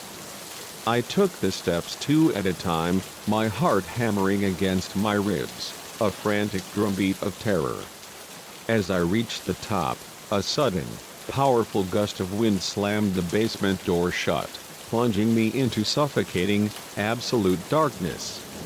I fumbled frantically for the handle, my fingers slipping uselessly on the smooth, cold metal. The rumbling grew louder, intensifying, and I swore I could hear voices in it now, countless, insidious whispers layered over each other, speaking in languages I couldn't comprehend, but that filled me with a primal, suffocating dread. Finally, with a desperate lurch, the door gave way, and I stumbled into the hallway, gasping for air. I didn't stop running until I was out of the house and in my truck, my hands shaking so violently I could barely force the key into the ignition. As I peeled away from the curb, tires spitting gravel, I glanced wildly in my rear-view mirror. The woman stood in the gaping doorway, her pale, haunting face gleaming in the moonlight. And behind her, in the darkened windows of the upper floors, I saw shapes moving, fluid, impossible shapes that defied geometry, that hurt my eyes to look at, that seemed to shift the very light around them. I drove through the night, a frantic flight, not stopping until I was miles away, the first faint light of dawn beginning to peek over the horizon. Only then did I pull over, my body shaking uncontrollably, and try to make sense of what had just happened. The logical part of my brain screamed at me to rationalize it all away. The woman was clearly disturbed, delusional, and the rest was simply my imagination running wild in a creepy, dilapidated old house. But deep down, in the core of my being, I knew better. I had glimpsed something that night. Something ancient, something alien, and utterly, soul-shatteringly terrifying. In the weeks that followed, I couldn't shake the oppressive feeling that I was constantly being watched. Water, once a mundane necessity, now made me profoundly nervous. Every dripping faucet, every innocent puddle on the street, seemed to hide unspeakable, lurking horrors. I started taking only quick, bracing showers instead of leisurely baths, and I never, ever lingered long under the spray. I considered quitting my job, abandoning this cursed profession, but the terrifying thought of someone else encountering what I had, someone utterly unprepared, unsuspecting, kept me going.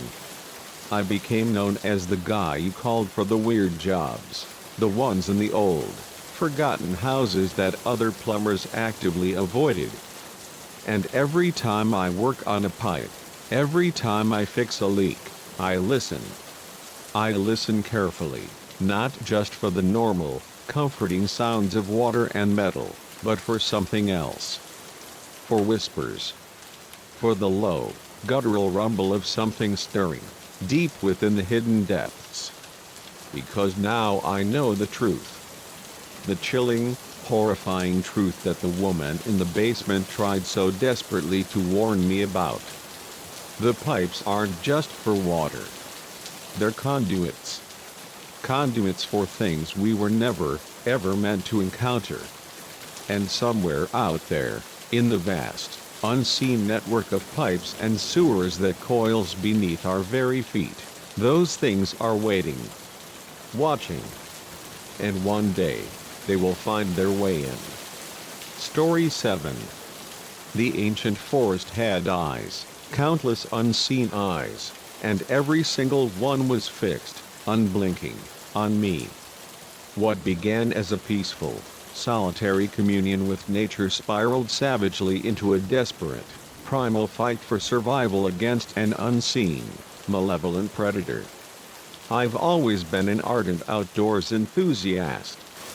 There's an almost spiritual quality to the solitude of nature, a profound stillness that recharges my very soul like nothing else on earth. So, when I found myself with a few precious days off work, I seized the opportunity, deciding to conquer a challenging, remote trail deep within the untamed wilderness of the Pacific Northwest. The morning I embarked was absolutely perfect. Crisp autumn air, an ethereal mist clinging to the towering trees, and the exhilarating promise of boundless adventure stretching out before me. I parked my trusty vehicle at the trailhead, meticulously double-checked the contents of my backpack, and strode into the hushed woods with a lightness in my step, my heart soaring. The first few hours were everything I had yearned for. The winding trail snaked through ancient, cathedral-like forests, the colossal trees forming a breathtaking, verdant canopy high above me. I paused occasionally, captivated, to capture the ephemeral beauty with my camera or consult my worn map, reveling in the profound, blissful solitude. It wasn't until early afternoon that I first felt it, a prickling sensation, icy and unwelcome, at the nape of my neck. as if an unseen gaze was boring into me. I whirled around, my heart giving a sudden, startled leap, half expecting to encounter another hiker, perhaps a fellow wanderer. But the trail behind me was utterly empty, the forest silent and still, holding its breath. I tried to shake off the unsettling feeling, dismissing it as mere paranoia, and pressed on. But it clung to me, an insidious shroud, growing stronger, more oppressive, with each passing mile. The woods themselves seemed to subtly shift, to close in around me, the shadows deepening, elongating, becoming alive and menacing despite the midday sun. More than once, I caught a fleeting glimpse of movement at the very edge of my vision, only for it to vanish into nothingness when I sharply turned to look.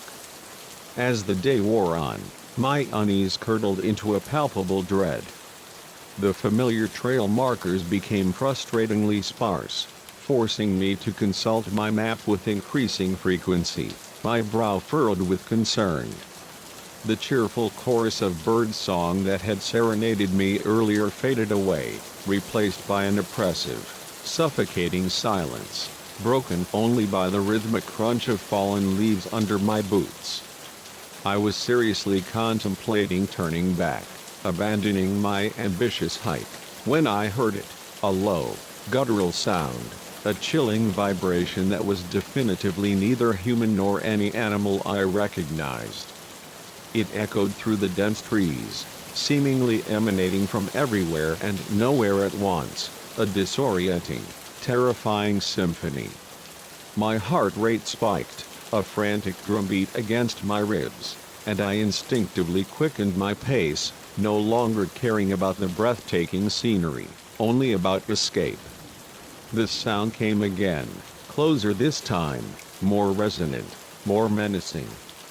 I broke into a desperate run, my backpack bouncing painfully against my spine, each impact a jarring reminder of my vulnerability.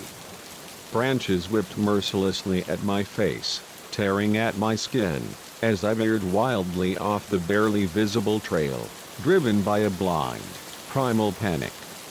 I had no coherent idea where I was going, only that I needed to flee, to escape whatever monstrous entity was relentlessly pursuing me. I ran until my lungs burned with agonizing fire and my legs felt like leaden weights, on the verge of collapsing. Finally, utterly spent, I stumbled and fell, collapsing against the rough bark of a towering tree, gasping, sucking in ragged breaths. As my pulse slowly, agonizingly, returned to a semblance of normal, a horrifying realization blossomed in my mind. I had no idea where I was. In my desperate, terrified flight, I'd left the marked trail far behind. Night was falling fast, a suffocating blanket descending over the forest, transforming it into a treacherous maze of deep, shifting shadows and unfamiliar, menacing shapes. I fumbled frantically for my flashlight, my hands trembling violently as I flicked it on. The narrow, trembling beam did little to penetrate the overwhelming darkness, instead creating grotesque, dancing shadows that seemed to move and writhe when I wasn't looking directly at them. I needed to find shelter, a place to regroup, to somehow formulate a desperate plan. As I frantically scanned the murky area, my light snagged on what appeared to be a small cave entrance, partially hidden by dense, grasping undergrowth. It wasn't ideal, far from it, but it was infinitely better than spending the brutal night completely exposed to the horrors of the darkening forest. I made my way towards it, every snapping twig, every rustling leaf, every whisper of the wind setting my already frayed nerves impossibly on edge. Just as my trembling hand reached the damp, cold entrance, I heard it again, that inhuman sound, agonizingly close now, a guttural growl that vibrated through the very ground beneath my feet. I dove headfirst into the cave, pressing myself desperately against the cold, unyielding stone wall, trying to disappear into the very rock. For what felt like an eternity, but was likely only hours, I huddled there, straining my ears for any discernible sign of pursuit.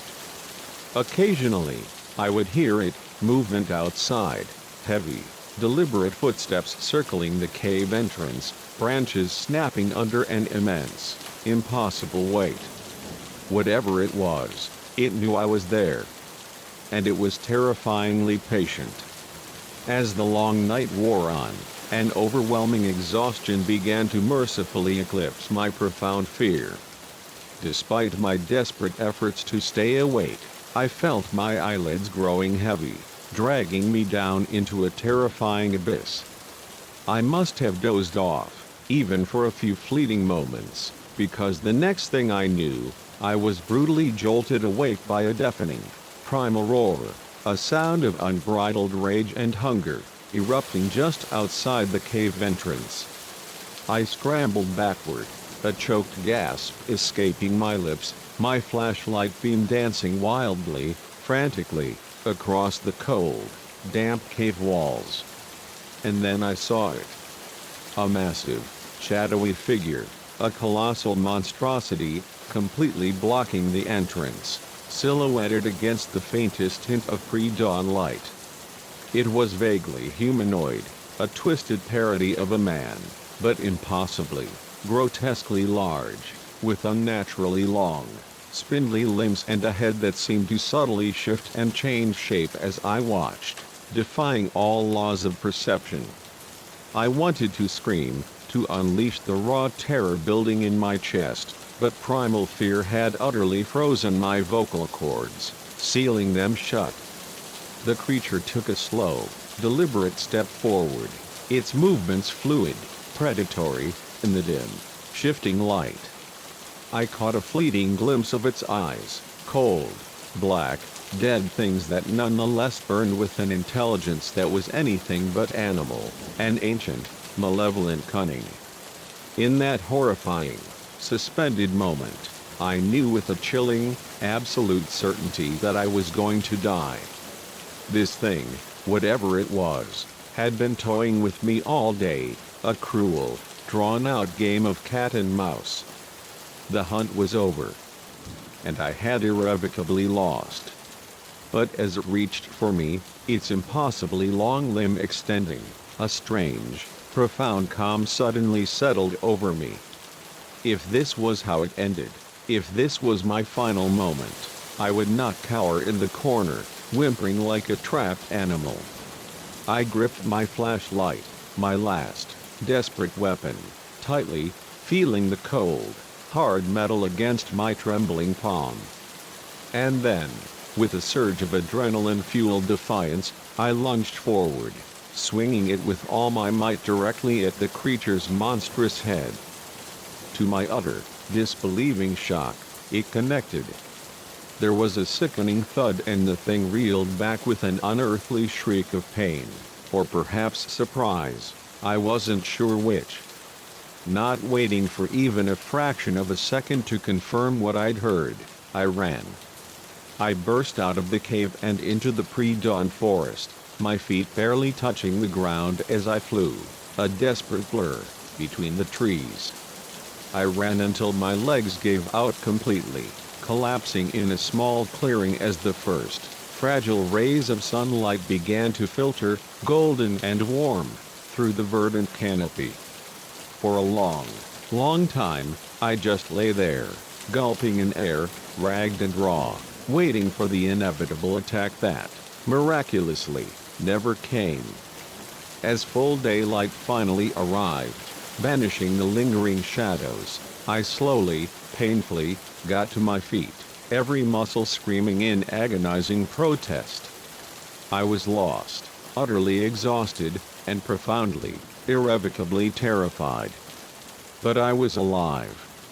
And in the harsh light of day, my horrifying encounter in the cave seemed almost dreamlike, a phantasmagoria of a sleep-deprived mind. Had I imagined it all? But then, I saw the undeniable evidence, the state of my clothes, torn and caked with dirt, with long, angry scratches on my arms that I didn't remember acquiring. And clutched still in my trembling hand, my flashlight. It was bent and severely dented, dark, unidentifiable stains marring its surface, stains I didn't dare examine too closely. It took me most of the day, a grueling, fear-filled trek, to find my way back to a marked trail, and several more arduous hours to finally reach my car. As I drove home, the miles blurring by, I desperately tried to make sense of what had happened. Was it some previously unknown species of animal? A terrifying hallucination, brought on by extreme fear and utter exhaustion? Or something else entirely? Something that utterly defied rational explanation, something ancient and malevolent that lurked beyond our understanding? In the weeks that followed, I compulsively scoured the internet for similar stories, for any desperate clue as to what I'd encountered in those dark, whispering woods. I found far more than I ever expected, chilling tales of hikers gone missing, of strange, impossible sightings, and unexplained, terrifying sounds echoing in forests across the country. Most were easily dismissed as hoaxes or misidentifications, products of overactive imaginations. But some rang eerily, horrifyingly true. I never reported my experience to the authorities. Who, after all, would ever believe me? But I did, with a heavy heart, hang up my hiking boots, at least for solo trips. These days, I meticulously stick to well-traveled trails and always hike with a group, finding tenuous safety in numbers. But sometimes, when I'm lying in my bed at night, the silence thick and heavy, I swear I can still hear that low, guttural sound, that chilling growl, just outside my window. And I know, deep in my bones, with an unwavering, terrifying certainty, that the thing from the forest is still out there. Waiting. Watching. And someday, it might just come looking for me again. So, if you're ever hiking alone in the deep, ancient woods, and you feel that inexplicable prickle on the back of your neck, that unnerving sensation like someone's watching you, don't dismiss it. Don't tell yourself it's just your imagination playing tricks on you, born of exhaustion or an overactive mind. Because sometimes, the monsters lurking in the shadows are all too real. And not everyone who encounters them lives to tell the tale. Story 8. The relentless headlights in my rear-view mirror were an unblinking, malevolent stare, growing larger, more consuming, with each terrifying second. What had begun as an utterly ordinary drive home, a mundane transition from work to rest, savagely spiraled into a chilling, desperate game of cat and mouse on a lonely, desolate stretch of highway. It was just past midnight when I finally pulled away from the office. I'd been burning the midnight oil, a frantic, bleary-eyed effort to finally wrestle a stubborn project into submission before the weekend's elusive promise. The roads, blessedly, were empty, a rare, startling silence in our usually bustling, cacophonous city.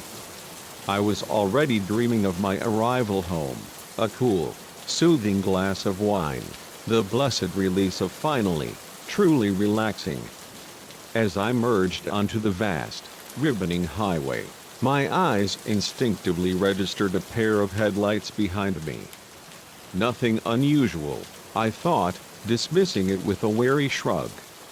But as the minutes slowly bled into an eternity, a profound, unsettling realization began to dawn. The car wasn't just traveling in the same direction. It was meticulously mirroring my every single move. When I shifted lanes, it shifted with a disturbing precision. When I cautiously slowed down, its pace matched mine. And when I desperately sped up, trying to put some much-needed distance between us, it accelerated, terrifyingly, to match. A cold knot of visceral unease began to form, tightening, coiling in my gut. I tried to get a better look at the driver in my rear-view mirror, but the blinding glare from its headlights made it utterly impossible. All I could discern was a dark, featureless silhouette, menacing and indistinct, like a predator cloaked in shadow. "You're being paranoid," I muttered to myself, the words a hollow comfort. "It's just someone going the same way. Relax." But I couldn't relax. Every single instinct I possessed was screaming, a cacophony of primal alarm bells, that something was terribly, fundamentally wrong. I decided to test my terrifying theory. At the very next exit, I flicked my signal on. Then, at the last possible second, I yanked the wheel hard, swerving onto the off-ramp. The car behind me reacted instantly, a sharp, sickening swerve, cutting violently across 2 lanes of traffic to follow me. My heart leaped into my throat, a frantic bird trapped in a cage. This was no coincidence. This was deliberate. I accelerated, pushing my car, a desperate prayer, hoping to lose them in the labyrinthine, unfamiliar side streets. But they clung to my tail, relentless, their engine roaring a guttural, predatory sound as they kept terrifying pace. I took random, frantic turns, my palms slick with sweat on the steering wheel, but nothing, absolutely nothing I did, seemed to shake them. As I barreled down a quiet residential street, the car behind me suddenly surged forward with shocking speed. With a sickening, metallic crunch, they rammed into my rear bumper. I screamed, a raw, terrified sound, fighting desperately to keep control as my car fishtailed wildly. "What do you want?" I shrieked, knowing they couldn't hear me, but unable to contain my raw fear and escalating frustration. I somehow managed to straighten out the car, but now, the terrifying rules of the game had brutally changed. This wasn't just following anymore. This was a direct, malicious attack. I had to get help. I fumbled frantically for my phone, trying to keep one terrified eye on the winding road ahead and the other on my relentless pursuer. But as I went to dial 911, a wave of horrifying realization crashed over me, no signal. Of course. We were in a dead zone, utterly cut off, miles from the nearest cell tower. The car rammed me again, harder this time, a brutal, jarring impact. I felt my back tires momentarily leave the ground for a terrifying, gut-wrenching moment before slamming back down with a sickening thud. Ahead, I saw the road curve sharply, a treacherous, blind bend. If they hit me again on that turn, it would be over. At the last possible second, a surge of adrenaline, I yanked the wheel hard, swerving violently onto a barely discernible dirt road.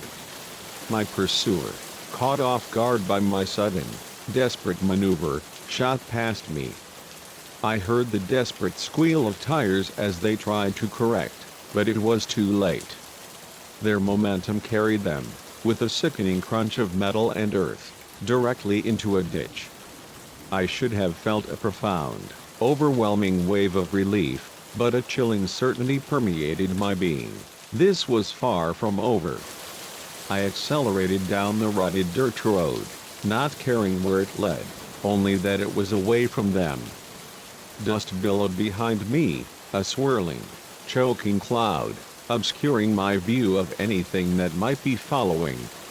After what felt like an eternity, but was probably only minutes, I spotted faint lights ahead, a gas station, its fluorescent glow a beacon of desperate hope in the oppressive darkness. I screeched to a halt, tires spitting gravel, and practically fell out of my car, my legs buckling beneath me. The attendant, a bored-looking teenager glued to his phone, glanced up, his eyes widening in alarm as he took in my disheveled, terrified appearance and the battered state of my car. "Please," I gasped, my voice raw and broken. "I need help. Someone's after me. Can I use your phone?" He nodded, his eyes wide, reaching under the counter for an ancient, dust-covered landline. As I fumbled with the receiver, my trembling fingers barely able to dial 911, I heard it, the guttural roar of an engine, approaching rapidly, terrifyingly close. "They're coming," I whispered, panic rising, a suffocating tide, in my throat. The attendant, to his credit, reacted with surprising speed and clarity. He swiftly ushered me behind the counter and hit a button that sent a resounding thunk through the building, locking the store's heavy doors. We crouched low, peering cautiously over the edge of the counter as a dark sedan pulled into the lot. It was utterly nondescript, except for its crumpled front end, undeniable evidence of our earlier, brutal collision. The driver's door opened slowly, with an ominous creak, and a figure emerged. In the harsh, unforgiving fluorescent light, I finally got my first clear look at my relentless pursuer. It was a man, tall and broad-shouldered, clad in a black hoodie pulled low over his face. He stalked towards the store, his movements predatory, purposeful, an embodiment of pure menace. When he reached the locked doors, his efforts thwarted, he began to pound on the thick glass, each impact a terrifying boom that seemed to shake the entire store. "Come out," he shouted, his voice muffled but unmistakably thick with rage. "I know you're in there." The attendant and I huddled even closer, neither of us daring to make a sound, barely breathing. I could hear the tinny voice of the 911 operator on the phone, reassuring me that help was on its way. But would it arrive in time? The pounding abruptly ceased. For a terrifying moment, I dared to hope, perhaps he'd given up? But then I heard a new, chilling sound, the tinkling, shattering symphony of breaking glass. He was smashing the door. "We need to run," the attendant whispered urgently, his voice tight with fear. "There's a back door, through the stock room." We crawled frantically towards the rear of the store, the horrifying sound of shattering glass spurring us on. Just as we reached the stockroom door, I heard the brutal crunch of boots on broken glass. He was inside. We raced through the stockroom, knocking over boxes in our frantic haste. Behind us, I could hear his enraged cursing, the sound of items being violently thrown aside as he searched for us. The back door was, mercifully, unlocked. We burst out into the cool, dark night air, gulping it down in desperate, ragged breaths. In the distance, faint but growing, I could hear the wail of sirens approaching. Help was almost here. But our pursuer was closer. The back door slammed open behind us with a resounding bang, and I heard a guttural roar of pure rage. Without a second thought, without daring to look back, I ran. The attendant and I instinctively split up, him heading towards the main road while I veered into the dense, dark wooded area behind the station. I could hear heavy, thudding footsteps behind me, gaining closer with each agonizing second. He'd chosen to follow me. The woods were a black, unforgiving maze, the ground treacherous and uneven. I stumbled wildly over unseen roots and jagged rocks, branches whipping mercilessly at my face, tearing at my skin as I ran blindly forward. My lungs burned, an unbearable agony, my legs screamed in protest, aching with every desperate stride, but pure terror, primal and all-consuming, kept me moving, Suddenly, the ground simply vanished from under me. I tumbled, screaming, down a steep, unforgiving embankment, rocks and twigs tearing at my clothes and exposed skin.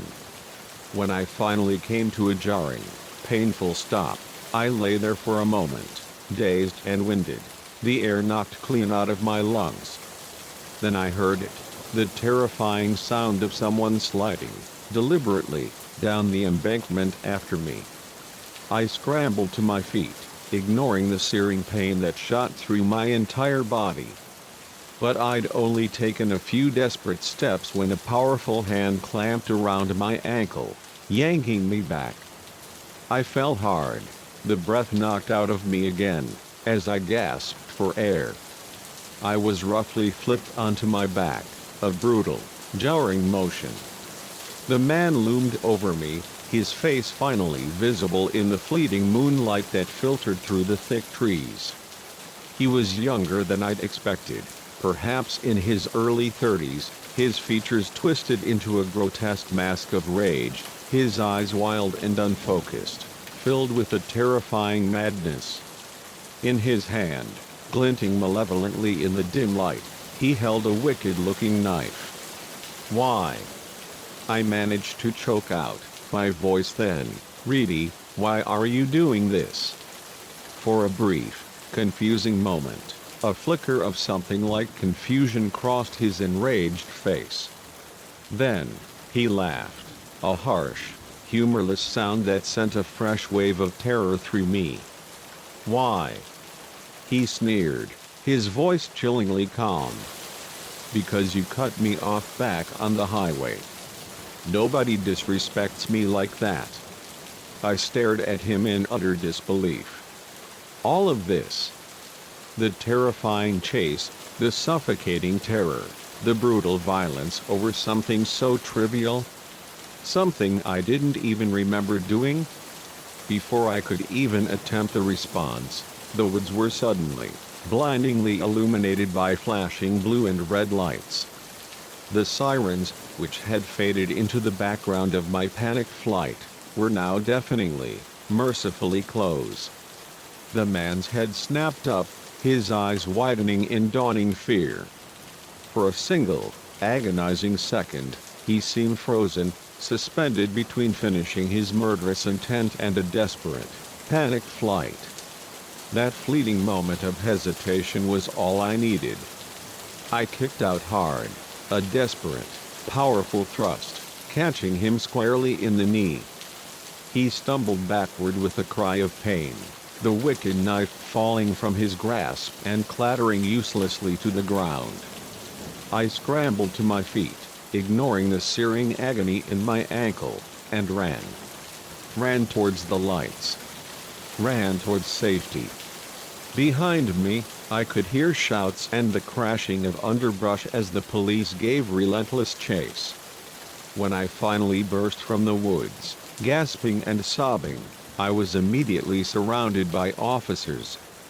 They wrapped me in a warm blanket, their faces grim, asked if I was hurt, and told me, repeatedly, that I was safe now.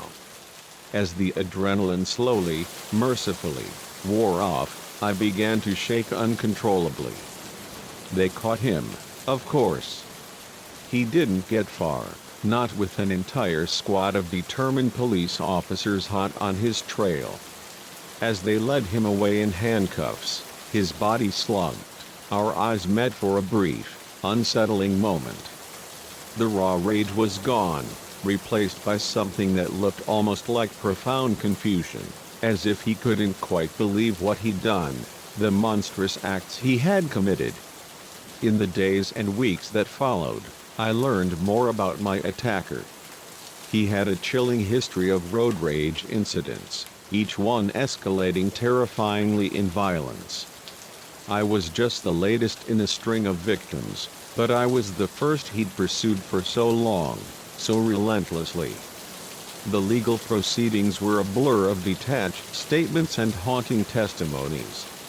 He was sentenced to years in prison, but that brought me little comfort. The real sentence was the one I was serving, jumping at every sudden sound. unable to drive at night, constantly, compulsively looking over my shoulder. It's been months now, and I'm slowly, painstakingly putting my shattered life back together. Therapy helps, a fragile lifeline, as does the unwavering support of my friends and family. But I know I'll never truly be the same. That night changed me, irrevocably. It showed me how quickly ordinary life can violently spiral into unimaginable terror, how thin, how utterly fragile, the veneer of civilization truly is. So, the next time you're driving, and someone cuts you off, take a deep, shuddering breath. Let it go. Because you never truly know what's festering in someone else's mind, what demons they're desperately wrestling with. And you never know when a fleeting moment of anger might ignite into a horrifying nightmare that shatters lives forever. As for me, I still drive that same stretch of highways sometimes. But now, when I see headlights in my rearview mirror, I can't help but wonder. Is it happening again? And if it is, will I be strong enough, lucky enough, to survive a second time? Story 9. The storm wasn't natural. It was a living, malevolent entity, and neither were the inhabitants of Millhaven. What began as a mere unplanned detour brutally transformed into a desperate, harrowing struggle to escape a town with a terrifying, blood-soaked secret. We were 3 hours into our eagerly anticipated family road trip when the first drops of rain, fat and ominous, splattered against the windshield.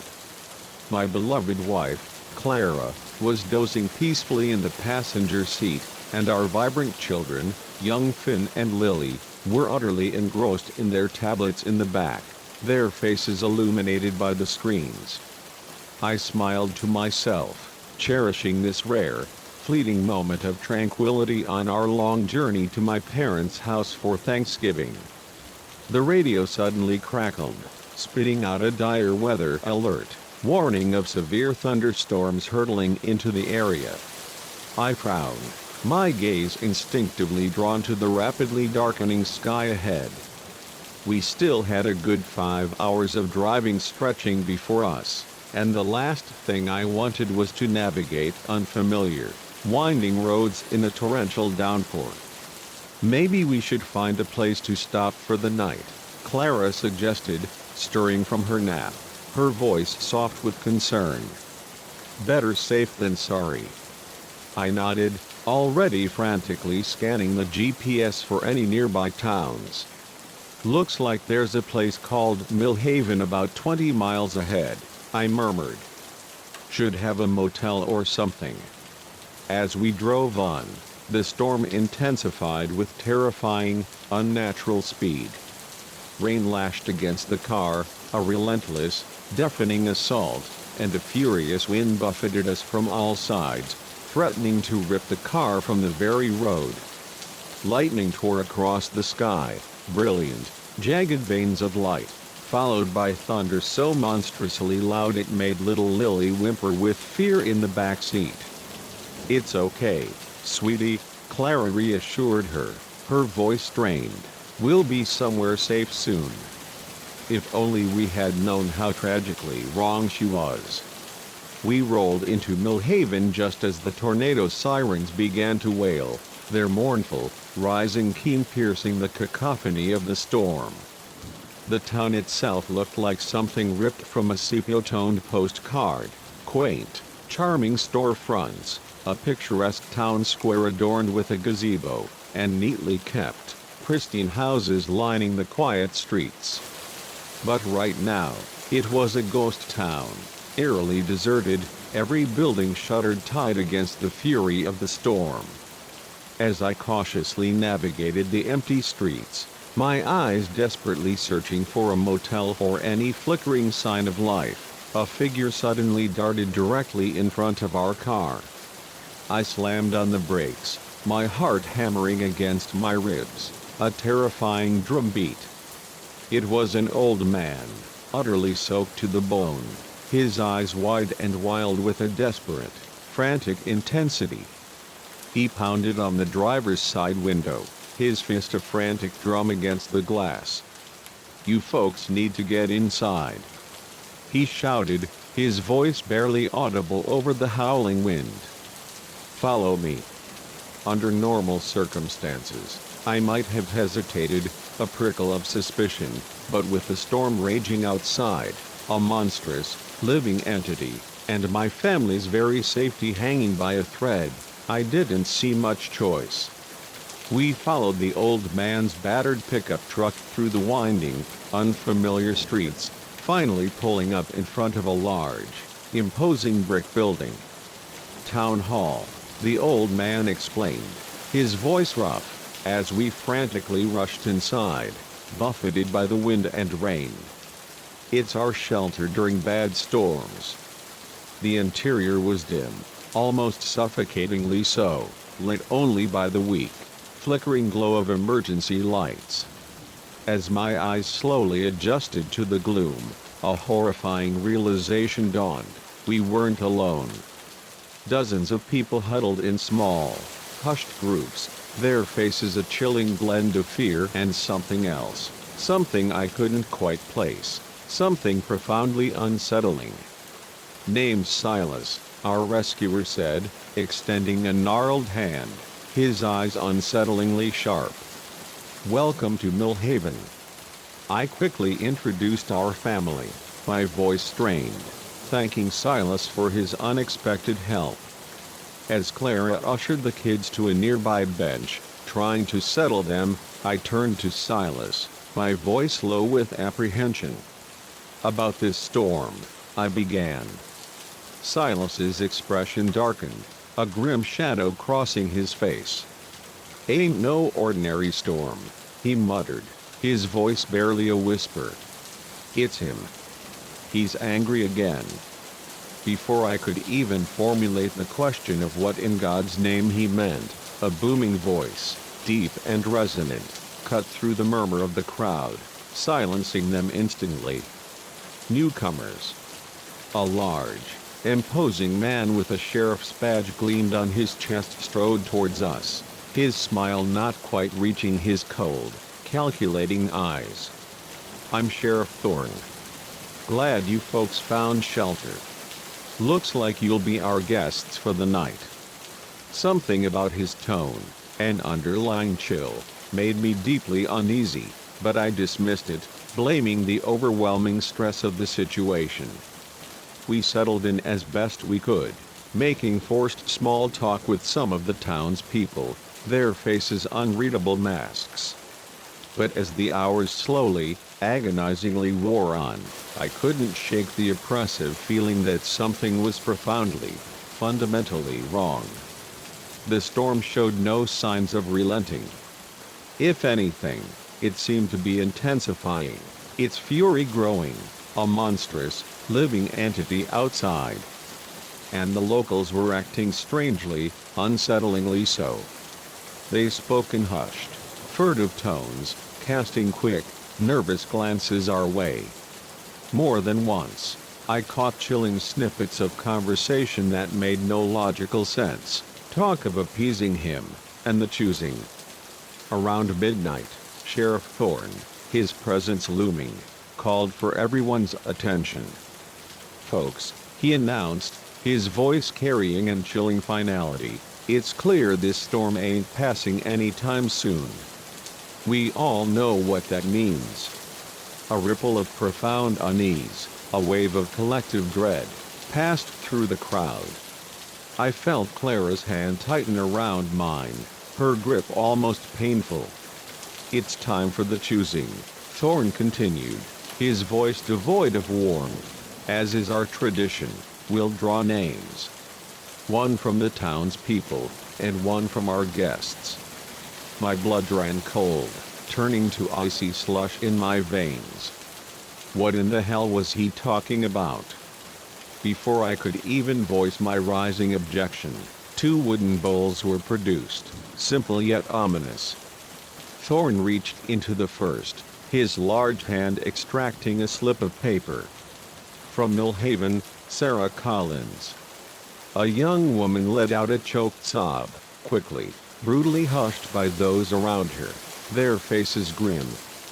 Thorn's hand hovered over the second bowl, the one containing our names. Time seemed to stretch, to stand utterly still, as he slowly unfolded the paper. And from our guests. Lily Thompson. No. The word tore from my throat, a raw, desperate cry, before I could stop it. Clara clutched Lily to her chest, her eyes wide with unspeakable terror. The room erupted into chaos, a cacophony of desperate shouts and screams. Townspeople surged forward, a terrifying mob, trying to tear Lily from Clara's grasp. I fought like a madman, a primal fury igniting within me, throwing desperate, wild punches at anyone who dared to come near us. Out of the corner of my eye, I saw Finn, brave and terrified, biting viciously into the hand of a man who grabbed his arm. "Stop this!" I roared, my voice barely audible over the growing commotion. "What the hell is wrong with you people?" Suddenly, a deafening gunshot cracked through the air, silencing the room instantly. Sheriff Thorne stood on a table, a pistol clutched in his hand, its barrel glinting ominously. "That's enough!" he bellowed, his voice resonating with an unyielding authority. "You're only making this harder on yourselves." As the stunned crowd fell silent, Thorne fixed us with a cold, unwavering stare. "I understand this is difficult for you folks to accept," he said, his voice disturbingly calm, "but you need to understand. This is how things work in Millhaven. The storm won't stop until he's appeased. And he demands a sacrifice." Clara's voice shook, a fragile whisper, as she finally spoke. "You're insane. All of you. We're leaving, now." Thorne shook his head, a chilling smile playing on his lips. "I'm afraid that's not possible. The roads are flooded. And even if they weren't, well, we can't let you leave. Not now that you know." The brutal, horrifying reality of our situation slammed into me like a physical blow. We were trapped. Prisoners in a town full of lunatics who intended to sacrifice our innocent daughter to some monstrous storm god. I met Clara's eyes, seeing my own raw fear and fierce, desperate determination reflected there. Without a single word, a silent understanding passed between us. We knew what we had to do. What followed was a nightmare of biblical proportions. Somehow, in the ensuing chaos, in the frenzied melee that erupted, we managed to fight our way to a secluded side door, bursting out into the raging storm. Rain lashed us like furious bullets, cold and stinging, and the wind threatened to literally rip us off our feet, a monstrous, unseen hand pushing us back. Behind us, I could hear shouts and the frantic banging of doors. They were hunting us. We stumbled wildly through flooded streets, our movements clumsy, desperate, trying to find our way back to our car. Lightning illuminated the town in stark, terrifying strobes, revealing fleeting, nightmarish glimpses of cloaked figures, their faces hidden, carrying flickering torches despite the torrential downpour. At one point, we ducked into a narrow, filthy alley, huddling desperately behind a massive dumpster as a group of torch-wielding searchers pounded past. Lily whimpered, a small, terrified sound, and I pressed her face against my chest, praying, begging she'd stay quiet. After what felt like endless hours, but was probably only minutes, we finally spotted our car. But as we approached, my heart sank, a sickening plunge into despair. The tires were brutally slashed. "Over there," Clara whispered, her voice reedy with desperate hope, pointing to a battered pickup truck, its paint peeling. The keys dangled, miraculously, tantalizingly, in the ignition. I didn't hesitate. "Get in," I barked at my family, sliding behind the wheel, my hands shaking uncontrollably. The engine roared to life, a glorious, thunderous sound, drowning out the approaching voices, the cries of our pursuers. We tore out of town, tires spinning wildly in the mud before finally finding purchase, speeding away into the maelstrom. Windshield wipers fought a losing battle against the deluge, barely keeping up. In the rearview mirror, a horrifying image, headlights following us. The sheriff and his posse, no doubt. What happened next, I still have trouble fully believing, even now. As we reached the very town limits, the storm intensified to a degree I wouldn't have thought physically possible.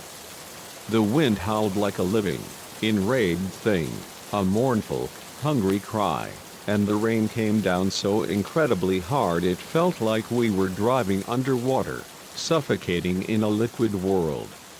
And then, rising out of the churning maelstrom, a colossal shape materialized, massive and utterly impossible, writhing and twisting within the furious clouds.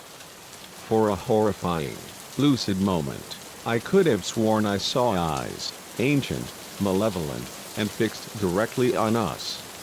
I gunned the engine, pushing the old truck to its absolute limits, praying it wouldn't fail, praying it would outrun the very storm itself. Behind us, I heard a sound that will forever haunt my nightmares, a sound that vibrates through my very bones, a roar. A monstrous, soul-shattering roar that shook the very air around us, filled with unbridled rage and insatiable hunger. We drove for what felt like an eternity, but was probably only hours, the storm gradually lessening, its fury abating, as we put desperate distance between us and the horrors of Millhaven. It wasn't until we reached the next town, soaked to the bone, shivering uncontrollably, our bodies racked with exhaustion, that we finally felt safe enough to stop. The local police, of course, didn't believe our wild, insane story. How could they? Our narrative sounded utterly fantastical, even to our own ears. They found no record of a town called Millhaven, and when they sent cars to investigate, they reported finding nothing but empty, desolate fields where we swore the town had been. It's been years now, but I still wake up in a cold sweat some nights, the vivid memory of that writhing shape in the clouds, those ancient, hungry eyes, fresh in my mind, a chilling brand. We don't take family road trips anymore, the very thought now filling us with a primal dread. And every time I see storm clouds gathering on the horizon, I say a silent, desperate prayer of thanks that we escaped. And I hope, with a profound, terrifying earnestness, that whatever lurks in Millhaven never, ever decides to venture beyond its hidden borders. Because out there, somewhere, lies a town that doesn't appear on any map. A town where the storms are alive, sentient, and terrifying. And the price of calm weather is paid, in horrifying, unspeakable ways, in blood. And God help you, if you ever find yourself seeking shelter in Millhaven. Story 10. The antique music box, an intricately carved relic, played a melody not of joy, but of profound, bone-chilling dread. And in that moment, I knew, with a horrifying certainty, that the Wellington family's secrets were far, far darker than I had ever dared to imagine. What had initially seemed like a simple, unassuming house-sitting job savagely transmuted into a desperate, harrowing fight to survive a night consumed by occult horrors.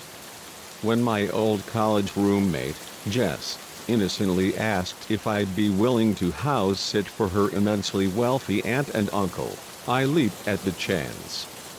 A glorious week in a sprawling, luxurious mansion, getting paid merely to lounge by a sparkling pool and raid their undoubtedly gourmet fridge? It sounded like an absolute dream gig. If only I had possessed the foresight to glimpse the living nightmare that impatiently awaited me. The Wellington estate was, to put it mildly, breathtakingly impressive. Sprawling, meticulously manicured gardens, a labyrinth of exotic flora, enveloped a massive, imposing Victorian-style home that looked as if it had been plucked directly from the pages of a Gothic novel. As Jess, her voice light with excitement, led me on the grand tour, I couldn't help but feel a profound sense of awe, tinged with a growing unease. "Don't worry, May," Jess chirped, noticing my wide-eyed, slightly overwhelmed expression. "It's not as complicated as it looks. Just water the plants, feed the cat, and make sure nothing burns down." She offered a light laugh, but there was a subtle, almost imperceptible edge to it, a tremor of something I couldn't quite place. As we reached the master bedroom suite, Jess's entire demeanor subtly shifted. She lowered her voice, a sudden, conspiratorial whisper, glancing nervously at the closed, imposing door. "One more thing," she cautioned, her voice barely audible. "Whatever you do, don't go into my aunt and uncle's room. They're very private people." I nodded, a flicker of curiosity igniting within me despite her warning. What in the world could they possibly be hiding in there? Jess departed, leaving me alone in the cavernous house, and I settled in for what I fully expected to be a week of tranquil relaxation. The first couple of days were blissfully uneventful. I languidly lounged by the shimmering pool, lost myself in the extensive, dust-laden library, and began to forge a tentative acquaintance with Mr. Whiskers, the Wellington's rather aloof, perpetually disdainful cat. It was on the third night that things began their insidious descent into the truly bizarre. I was brutally jolted awake by a sound I couldn't quite place, a delicate, tinkling melody, ancient and haunting, that seemed to emanate from somewhere deep within the vast, silent house. Groggy and disoriented, my heart beginning to quicken, I blindly followed the ethereal music, my bare feet silent as ghosts on the plush, velvet carpets. The haunting sound led me, inexorably, up the grand staircase, to the second floor, directly to the imposing door of the master bedroom. My hand, as if compelled by an unseen force, was already on the cold doorknob before Jess's urgent, whispered warning echoed in my mind. But the music, oh, the music was so hauntingly beautiful, so utterly alluring. Surely, a quick, innocent peek wouldn't hurt, would it? I pushed the door open slowly, and the melody swelled, growing louder, more insistent, drawing me in. The room was bathed in an oppressive darkness, lit only by the pale, ghostly moonlight filtering through the heavy, velvet curtains.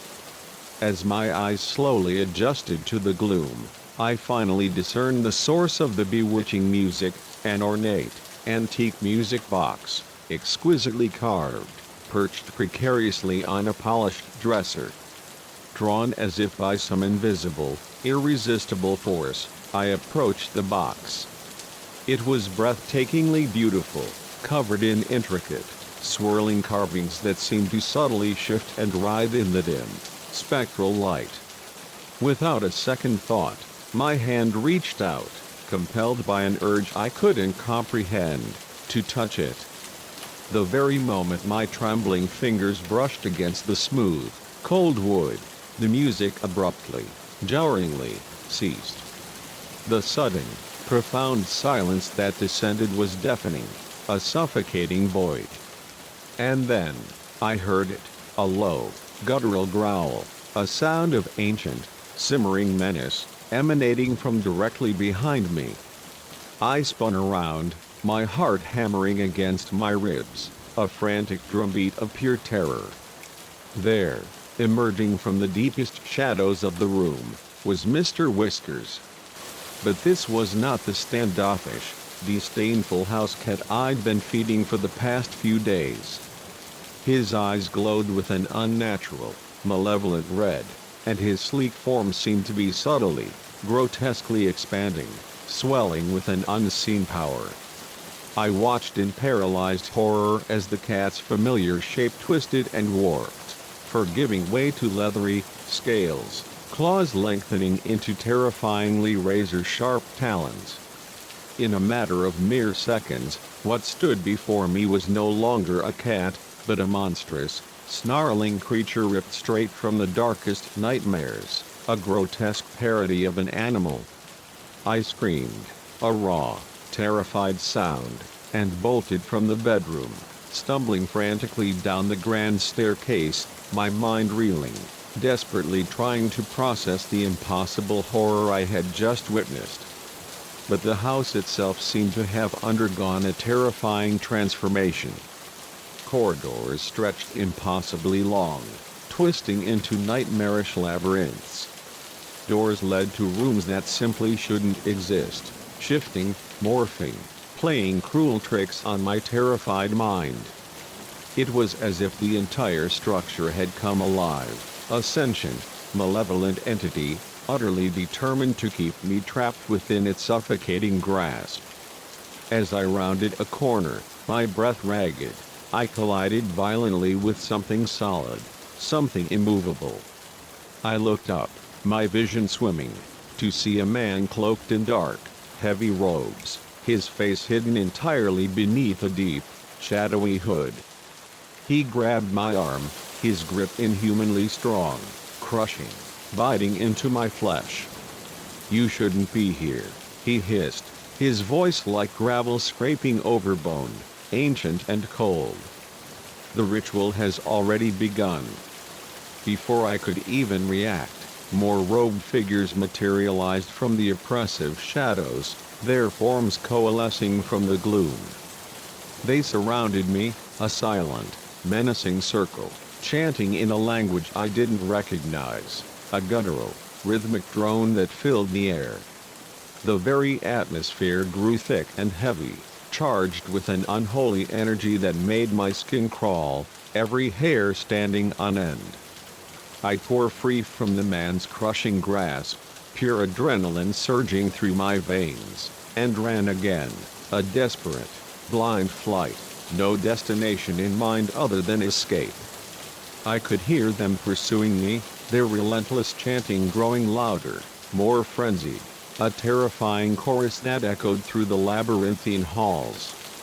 I found myself stumbling desperately into the grand library, frantically searching for any possible way out, my eyes scanning the endless rows of books. As my trembling hands swept along the ornate bookshelves, I felt something give way, a subtle shift. A hidden door, almost perfectly concealed, swung open with a faint whoosh, revealing a narrow, dark passage beyond. Without a moment's hesitation, driven by pure instinct, I ducked inside. The passage led downward, deep beneath the massive house, into an ancient, forgotten darkness. The air grew colder, heavy and damp, and the only light came from strange, phosphorescent fungi clinging to the rough stone walls, casting an eerie, sickly green glow. The winding tunnel finally opened into a vast, cavernous underground chamber. Flickering torches, spaced at unnerving intervals, lined the damp walls, illuminating a scene that instantly turned my blood to ice. In the very center of the immense room stood a massive, crude stone altar, stained with what looked disturbingly like ancient, dried blood, surrounded by even more robed figures, their chanting now a deafening, hypnotic roar. And on that altar, bound and struggling, was Jess. May. She cried out, her voice raw with terror, when she saw me, her eyes wide with a desperate warning. "Run! Get out of here!" But it was already too late. Strong, unyielding hands grabbed me from behind, their grip like iron bands, dragging me inexorably towards the blood-stained altar. I fought with every ounce of strength I possessed, a wild, desperate flailing, but it was utterly useless against their unnatural, terrifying power. As they brutally forced me to my knees, my legs screaming in protest, I finally got my first clear look at the terrifying leader of this twisted cult. It was Mr. Wellington, Jess's uncle. But his face was wrong. Horribly wrong. His features seemed to subtly shift and change, to ride and melt, as if multiple, monstrous faces were desperately trying to occupy the same space. "Ah, the uninvited guest," he rasped, his voice resonating with an otherworldly, ancient power, a chilling vibration that shook the very ground. "How fortunate. The Great One will be pleased with this additional offering. Please," I begged, my voice shaking uncontrollably, raw with fear and disbelief. "What is this? What are you doing?" Wellington's laughter erupted, a horrifying, brittle sound like nails scraping down a chalkboard. "We are ushering in a new age, child. The old ones will rise again, and we shall be their loyal servants." He turned to the assembled cultists, his monstrous face alight with a horrifying zeal. "Brothers and sisters, the stars are aligned. The gateway is opening. It is time to complete the ritual." The chanting resumed, louder now, a deafening, terrifying crescendo. The very air in the chamber began to ripple and distort, like heat waves shimmering over hot asphalt, but with a palpable, malevolent energy. And in the very center of it all, suspended above the blood-stained altar, a tear began to form in the very fabric of reality itself. Through that impossible, shimmering opening, I caught fleeting glimpses of something truly beyond comprehension, a reddening, chaotic mass of glistening tentacles and ancient, unblinking eyes, dark and malevolent, that seemed to encompass all suffering. The sight of it threatened to shatter my very sanity, to obliterate my mind into fragments. As Wellington, his monstrous features alight with fervent, deranged ecstasy, raised the wicked-looking dagger, its blade glinting ominously, preparing to plunge it into Jess's chest, something deep inside me snapped. With a sudden, desperate surge of strength born of pure, unadulterated desperation, I broke free from my captors. I lunged for the altar, a desperate, wild blur, knocking the gleaming dagger from Wellington's grasp with a resounding clang. What followed was utter, brutal chaos. Cultists swarmed around us, a frenzied, fanatical mass, as Jess and I fought for our very lives, our movements clumsy, desperate, fueled only by primal terror. The thing in the burgeoning portal, a monstrous, writhing entity, reached out with impossibly long, grasping tentacles, snatching at anything within its reach, its movements unnaturally swift. In the terrifying melee, amidst the screams and the unholy chanting, I found myself once again, by some impossible twist of fate, near the antique music box.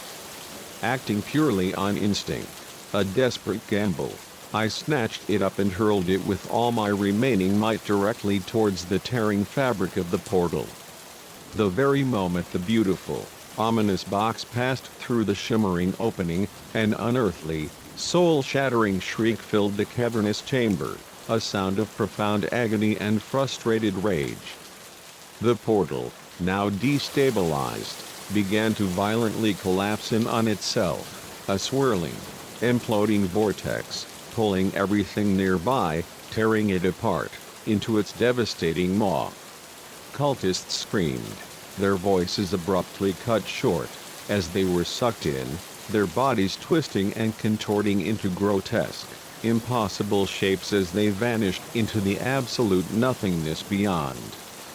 Wellington, his monstrous face contorted in a final, desperate gasp of rage and fear, made a desperate lunge for us, a last, futile attempt to drag us with him, but he too was brutally pulled in, his final, choked cry cut short as the portal snapped shut with a resounding, terrifying crack. And then profound, absolute silence. Jess and I clung to each other, battered, bruised, and utterly terrified, but miraculously, incredibly, alive. The aftermath was a blur of police lights and hushed questions.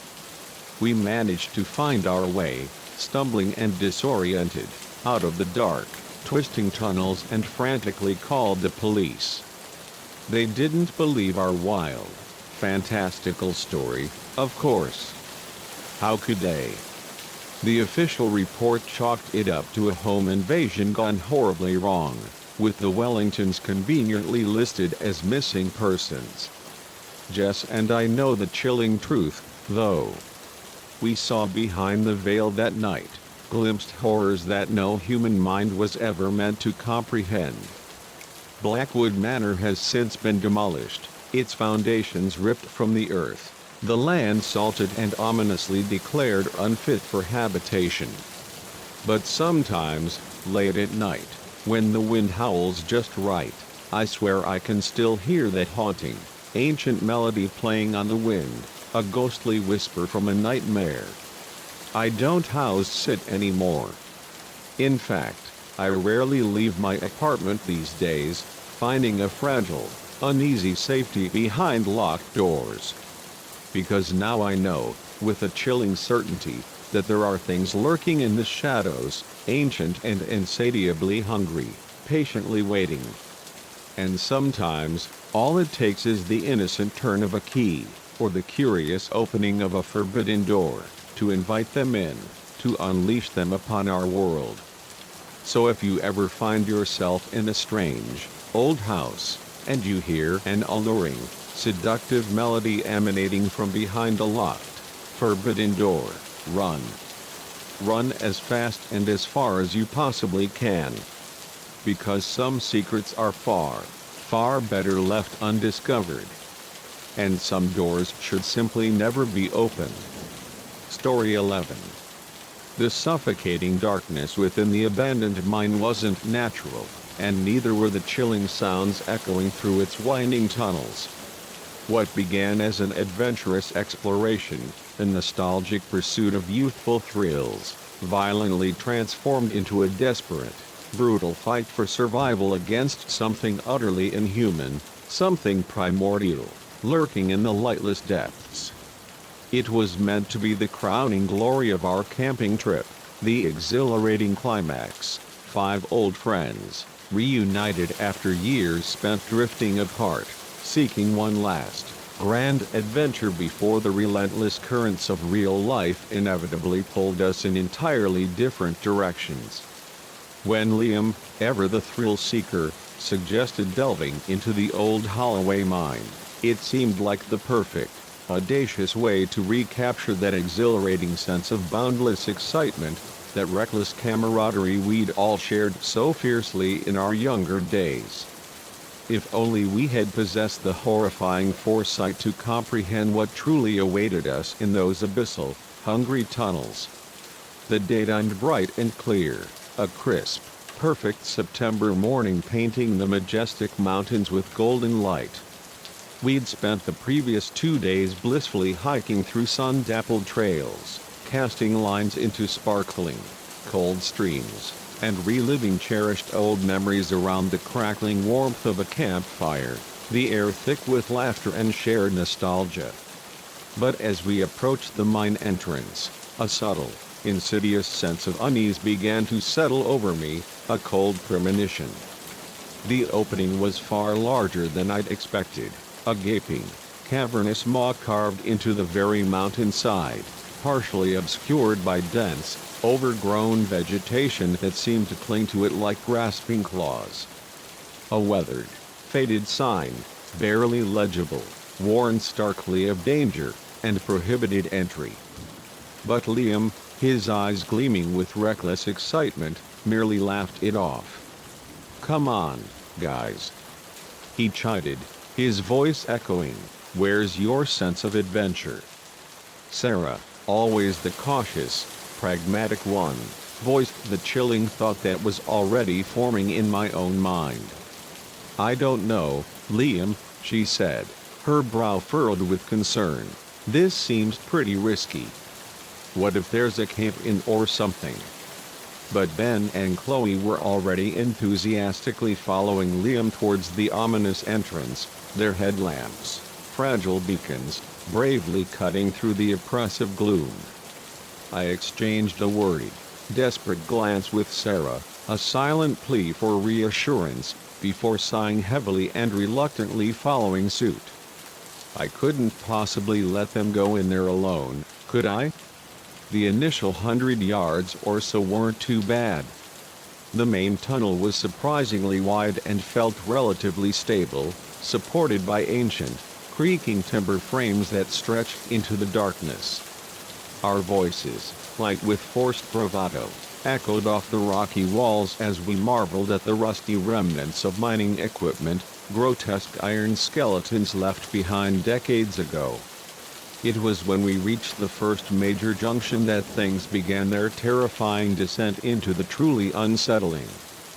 The air grew colder, heavy with a musty, earthy scent that made my nose wrinkle in distaste.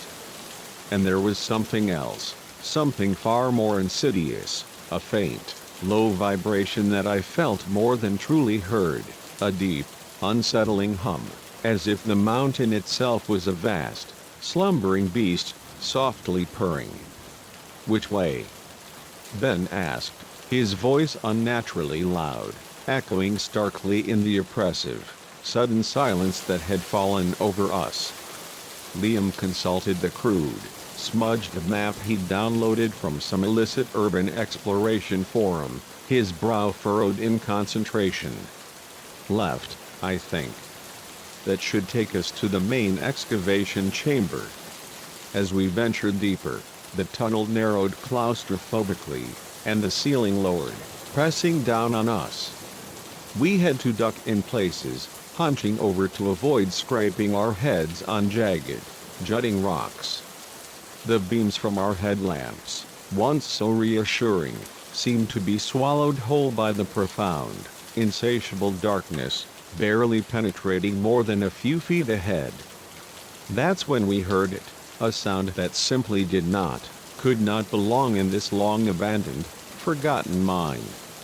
It was faint at first, almost imperceptible beneath the sound of our own ragged breathing and cautious footsteps, but as we paused, frozen, to listen, it grew clearer, more distinct, a rhythmic, insistent scratching, like impossibly sharp claws tearing at stone, emanating from somewhere up ahead, deep within the blackness. "What is that?" Chloe whispered, her voice tight with barely contained fear. "Probably just some animal," Liam said, a forced bravado in his tone, "a raccoon or something that wandered in," but I could hear the raw uncertainty in his voice, the tremor that betrayed his fear. I wasn't convinced. Whatever was making that chilling sound was far larger than a mere raccoon. And somehow, I knew, with a horrifying certainty that chilled me to my very core, that it was acutely aware of our presence. We should have turned back then. Every primal instinct, every screaming fiber of my being, was shrieking at me to escape, to bolt back towards the blessed sunlight and safety. But a morbid, irresistible curiosity, a fatal flaw, perversely pushed us forward, deeper into the mind's twisting, terrifying labyrinth. The scratching grew louder, more frantic, more menacing, as we cautiously approached another junction. This time, it was accompanied by something else, something far more terrifying, a low, guttural growl, a rumble that vibrated through the very rock, raising every hair on the back of my neck.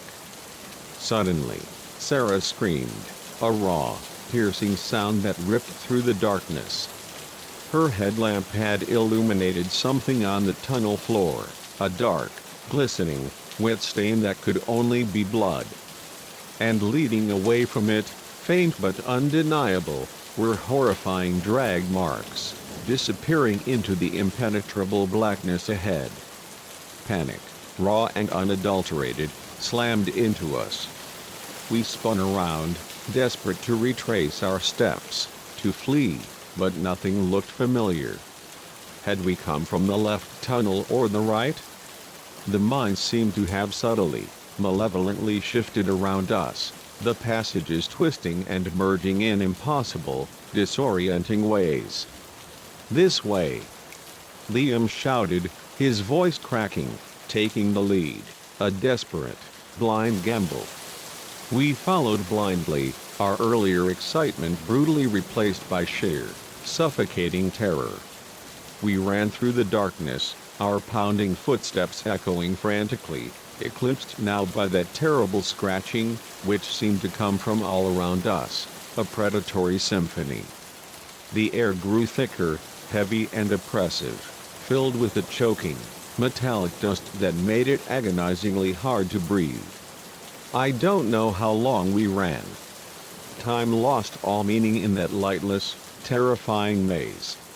But eventually, we burst into a large, cavernous chamber, our headlamps dancing frantically, revealing rusted, broken mining equipment and a partially collapsed ceiling.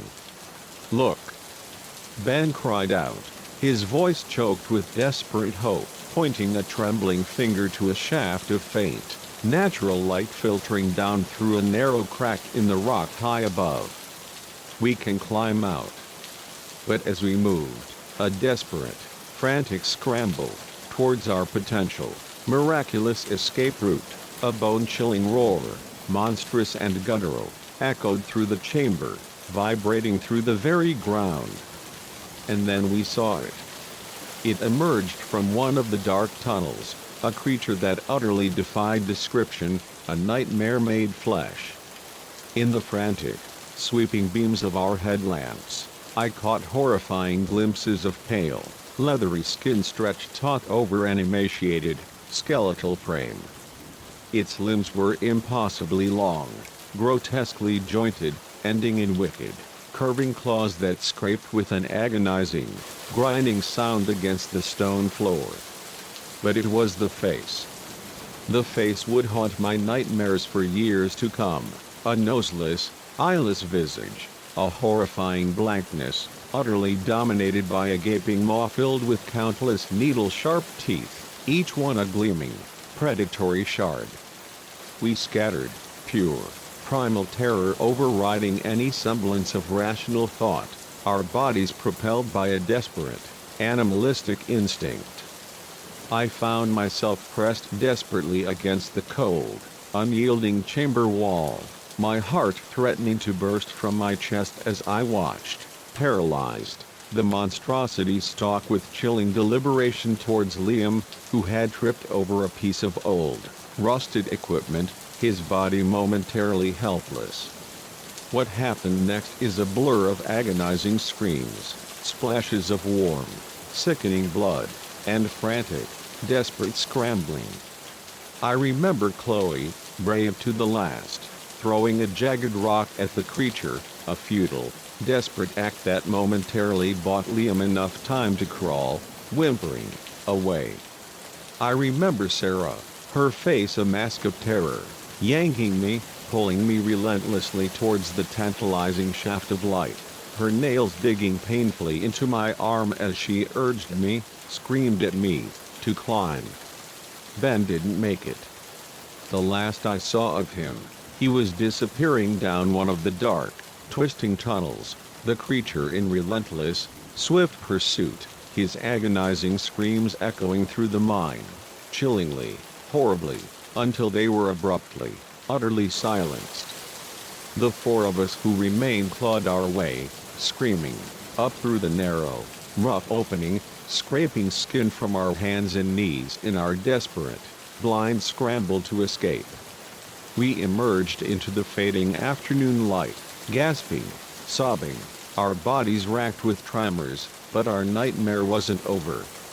As we stumbled, disoriented, away from the mine entrance, a new terror, we heard that terrifying scratching again, growing louder, more frantic, impossibly close.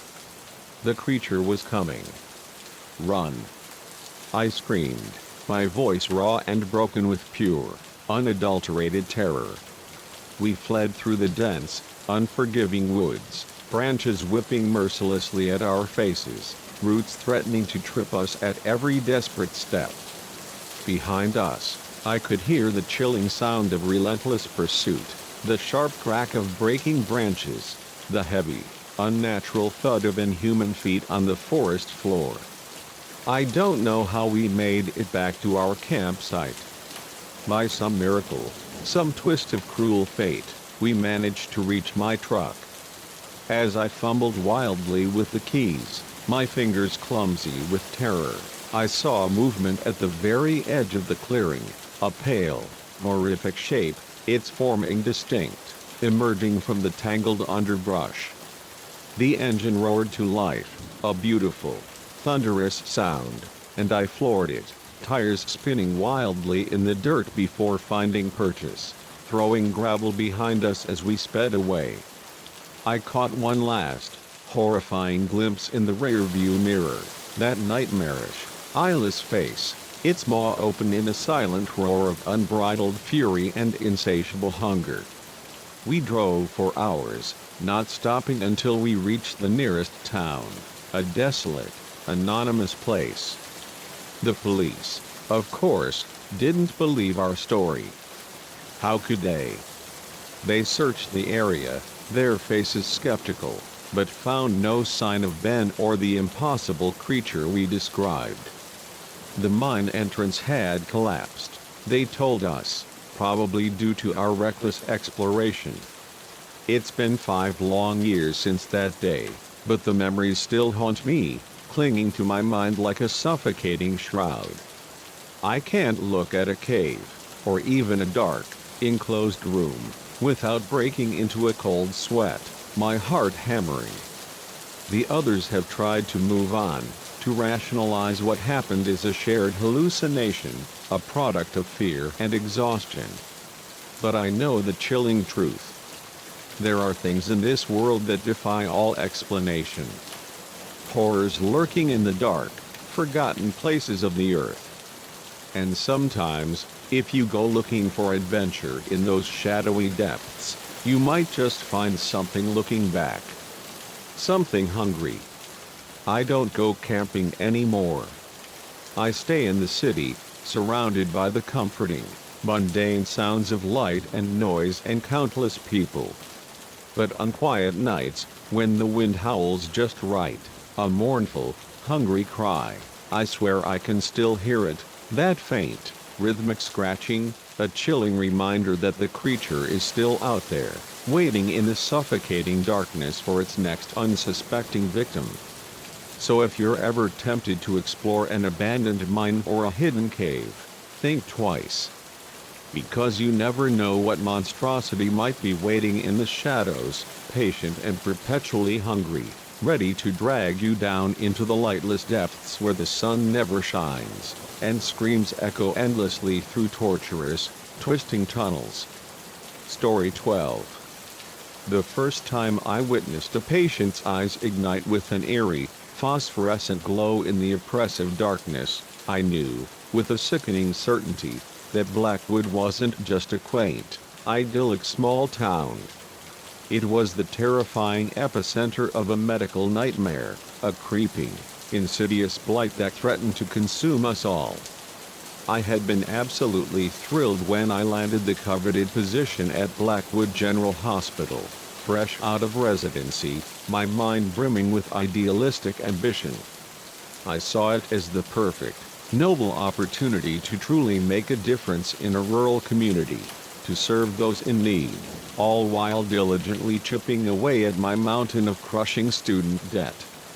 The town itself was, on the surface, picturesque, all tree-lined streets adorned with vibrant foliage, charming, historic homes, and faces that seemed perpetually etched with friendly, welcoming smiles. But beneath that flawless, Norman Rockwell exterior, a facade of idyllic normalcy, lurked horrors I could never, in my wildest, most fevered imaginings, have conceived. My initial few weeks were deceptively uneventful. I diligently treated the usual array of minor injuries, the mundane coughs and colds, and the common, transient illnesses that plague any small community. I slowly began to familiarize myself with the town's eccentric folk, gradually settling into the comforting, predictable rhythm of small-town life. It was during a particularly grueling late-night shift in the ER that I first detected the subtle, chilling shift, the first discordant note in the town's seemingly harmonious symphony. A man was brought in, writing, complaining of excruciating abdominal pain. As I meticulously examined him, my fingers brushing against his skin, I noticed it, an odd, waxy texture, unsettlingly slick. When I tentatively mentioned it, he brusquely brushed it off, claiming it was merely dry skin, a result of his laborious work outdoors. But there was something in his eyes, a fleeting flicker of raw, unadulterated fear, quickly, desperately suppressed, that set my nerves impossibly on edge. As I was meticulously preparing to order some tests, trying to pinpoint the source of his agony, the power in the hospital flickered, plunging the room into a brief, disorienting moment of near total darkness. In that fleeting, terrifying blackness, I could have sworn, with a certainty that chilled me to my core, that the man's eyes emitted a faint, sickly greenish glow, a bioluminescent pulse. I blinked, hard, and when the ambient light finally stabilized, everything seemed perfectly normal again. I desperately tried to convince myself I was simply overtired, my mind playing cruel tricks, seeing things that weren't truly there. But that unsettling incident marked the beginning of a relentless, terrifying series of strange occurrences, a descent into the abnormal that would brutally shatter my understanding of medicine, of reality itself. Over the next few months, I encountered a disturbing, escalating number of patients presenting with increasingly unusual, inexplicable symptoms, bizarre skin abnormalities, grotesque, unexplained lumps appearing beneath the surface of the flesh, and in one particularly terrifying case, a small child whose teeth seemed to be perpetually growing, grotesquely reshaping themselves in her young mouth. Each time I tried, with growing urgency, to investigate further, to delve deeper into these perplexing anomalies, I hit an impenetrable wall of silence. Patients would clam up abruptly, their faces tightening, suddenly remembering prior, phantom commitments, rushing from the hospital as if fleeing a plague. My seasoned colleagues were of no help whatsoever. Whenever I attempted to discuss these increasingly bizarre cases, they would immediately change the subject, their gazes shifting uncomfortably, or offer me patronizing, dismissive looks, as if I were some naive, overzealous city doctor, utterly incapable of handling the subtle nuances of rural medicine, too easily spooked by the unfamiliar. But I knew something was profoundly, terribly, fundamentally wrong. It all came to a horrifying head one raging, stormy night in October. A young woman was rushed into the ER, unconscious and convulsing violently. Her entire body was grotesquely covered in a fine, moss-like growth, a green fuzz clinging to her skin, and her visible veins pulsed with an unnatural, sickly bioluminescent glow, a terrifying internal light. As I frantically worked to stabilize her, my mind racing, desperately trying to comprehend the impossible, Dr. Thorne, the hospital's senior physician, A man usually composed and stoic burst into the room, his face a mask of barely controlled panic. "Step away from the patient, Dr. Hayes," he barked, his voice tight, strained with an urgency that pierced through the chaos. "What?" "No. She needs help," I protested, my voice cracking, stubbornly continuing to administer life-saving treatment. Thorne's hand clamped down on my arm with surprising, bone-crushing strength. I said, "Step away. Now." Before I could even attempt to argue, a team of men, spectral figures in full hazmat suits, rushed into the room, their movements swift, efficient, chillingly precise. They quickly, brutally transferred the convulsing woman to a sealed, hermetic container. Then, as swiftly and mysteriously as they had appeared, they were gone, vanishing into the night, leaving me standing in stunned, suffocating silence. Thorne's expression was grim, a mask of profound exhaustion and despair, as he turned to me. "We need to talk," he said quietly, his voice a low rumble, "but not here. Meet me at the old Blackwood Mill in an hour. Come alone."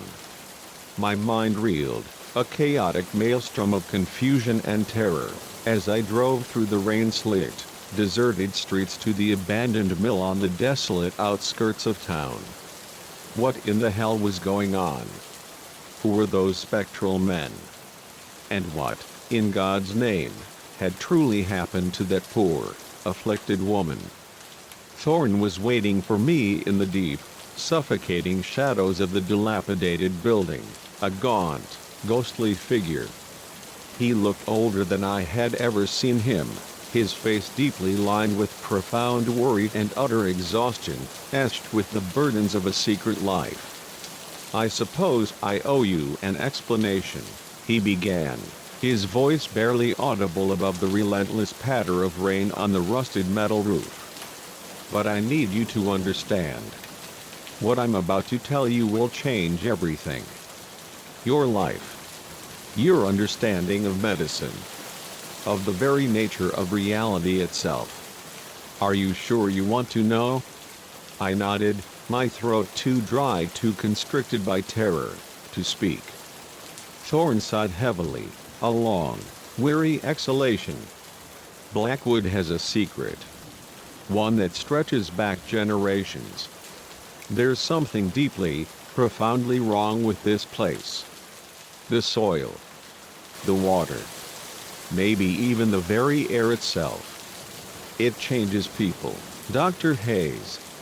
Alters them. On a fundamental, genetic level." He went on to describe, in a low, chilling monotone, a horrifying history of grotesque mutations and strange, inexplicable afflictions that had plagued the town's inhabitants for over a century, a silent, unseen epidemic. The local government and the tight-lipped medical community had been frantically covering it up for decades, fearing mass panic, a town-wide exodus, and devastating government intervention. "But lately, it's been getting worse," Thorne continued, his eyes darting nervously around the empty, echoing mill, as if expecting unseen ears to be listening. "The changes are happening faster, becoming more extreme, more grotesque. We can barely keep up with the cases, let alone find a way to stop it." I listened in horrified fascination, my mind struggling to reconcile the impossible narrative with the sterile world of modern medicine I knew. Thorne meticulously outlined the town's desperate, futile attempts to contain the spreading situation, secret medical facilities hidden deep within abandoned mine systems beneath the town, experimental treatments that often did more catastrophic harm than good, and a complex, elaborate system of misdirection and lies to prevent any inquisitive outsiders from ever discovering the terrifying truth. "Why are you telling me all this?" I finally asked, my voice barely a whisper, when he fell silent. the weight of his confession hanging heavy in the air. Thorne's weary gaze met mine, and I saw a flicker of something new there, a fragile, desperate glimmer of hope. "Because we need help, Dr. Hayes." Fresh eyes. New ideas. The old guard, we're running out of options. And time. What followed was a brutal crash course in fringe science and the most profound medical horrors imaginable. I spent my days maintaining the fragile facade of normalcy at the hospital, treating the mundane, the routine, as if nothing in my world had irrevocably shifted. But my nights were consumed with clandestine research, poring over forbidden texts, and the terrifying, desperate treatment of the most severe, most monstrous cases. I witnessed things that utterly defied scientific explanation, that screamed against the very laws of nature, patients whose bodies were literally reshaping themselves, their organs migrating and fusing in impossible, grotesque ways. I assisted in unspeakable surgeries, desperate, futile attempts at reversal, procedures that would have made Frankenstein blanch, frantically trying to reverse mutations that threatened to utterly rob people of their very humanity.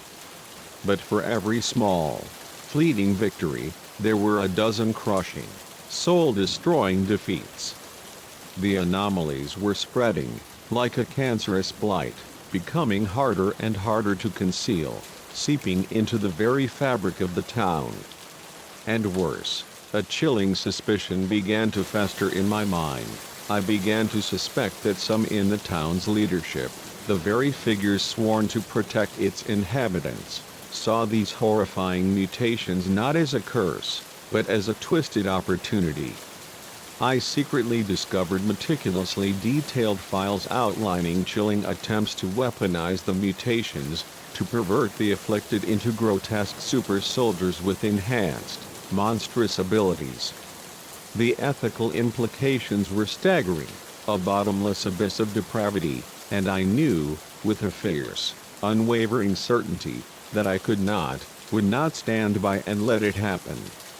With Thorne's reluctant, terrified help, I began secretly documenting everything: the horrifying treatments, the elaborate cover-ups, the town's dark, hidden history, a chilling chronicle of human depravity. We were going to expose it all, consequences be damned. But someone must have gotten wind of our desperate, clandestine plan.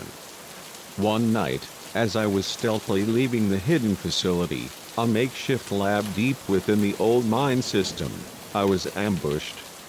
A group of men in dark, nondescript suits, their faces obscured, cornered me in the suffocating darkness, their eyes gleaming with that now familiar, sickening bioluminescence.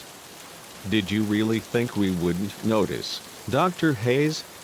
One of them sneered, his voice distorted, guttural, by the very mutations ravaging his vocal cords. "This is bigger than you. Bigger than Blackwood. The changes, they're just the beginning." I fought back with every ounce of strength I possessed, every desperate, primal instinct, my physician's oath to do no harm momentarily forgotten, eclipsed by the sheer terror in the face of this existential, monstrous threat. In the brutal chaos of the fight, a stray bullet, a cruel twist of fate, hit something in the cavern wall, something that definitely wasn't rock. A noxious, choking gas began rapidly filling the tunnel, causing my attackers to convulse violently, their bodies spasming, before collapsing in a heap. I held my breath, a desperate, gasping prayer, and ran, my legs screaming in protest, not stopping until I burst out into the cool, blessed surface, gulping in lungfuls of clean air. I fled Blackwood that night, leaving everything behind, taking with me only the clothes on my back and a hard drive crammed full of irrefutable, horrifying evidence. I've been on the run ever since, a ghostly, nomadic existence, constantly trying to stay one desperate step ahead of those who would keep Blackwood's chilling secrets buried forever. I'm writing this now from a dingy motel room in a town whose name I don't even know, a nameless haven of transient souls. My skin itches constantly, an incessant, maddening sensation, and sometimes, when I catch my reflection in the mirror, I swear I see a faint, sickly glow in my own eyes. I don't know if I was exposed to whatever is causing the mutations, if the blight has begun its slow, insidious work on me, or if it's simply raw paranoia, a cruel trick of my tortured mind, finally taking hold.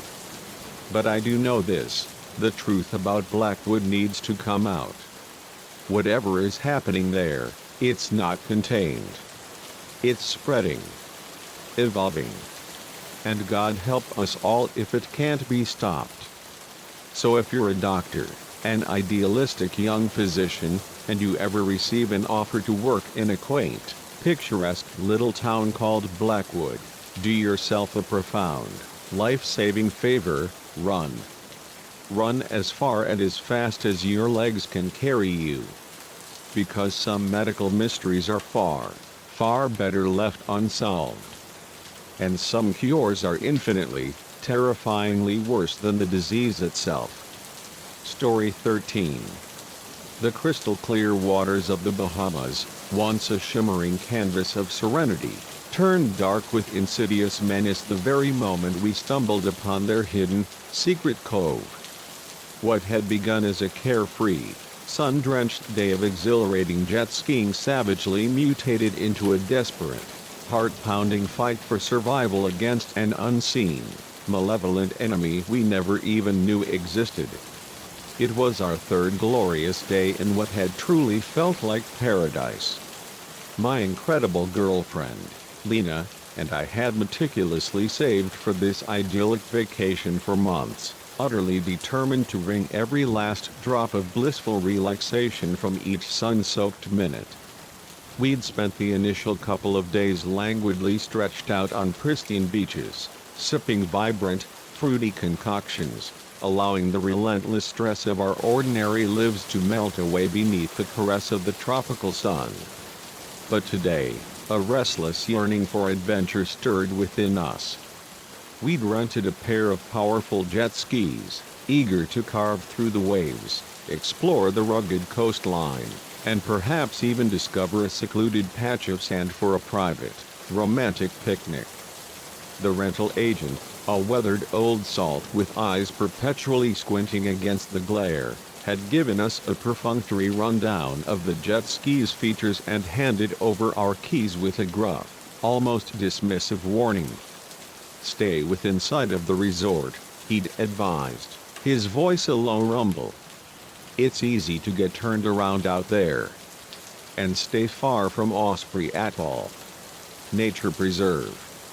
Off limits.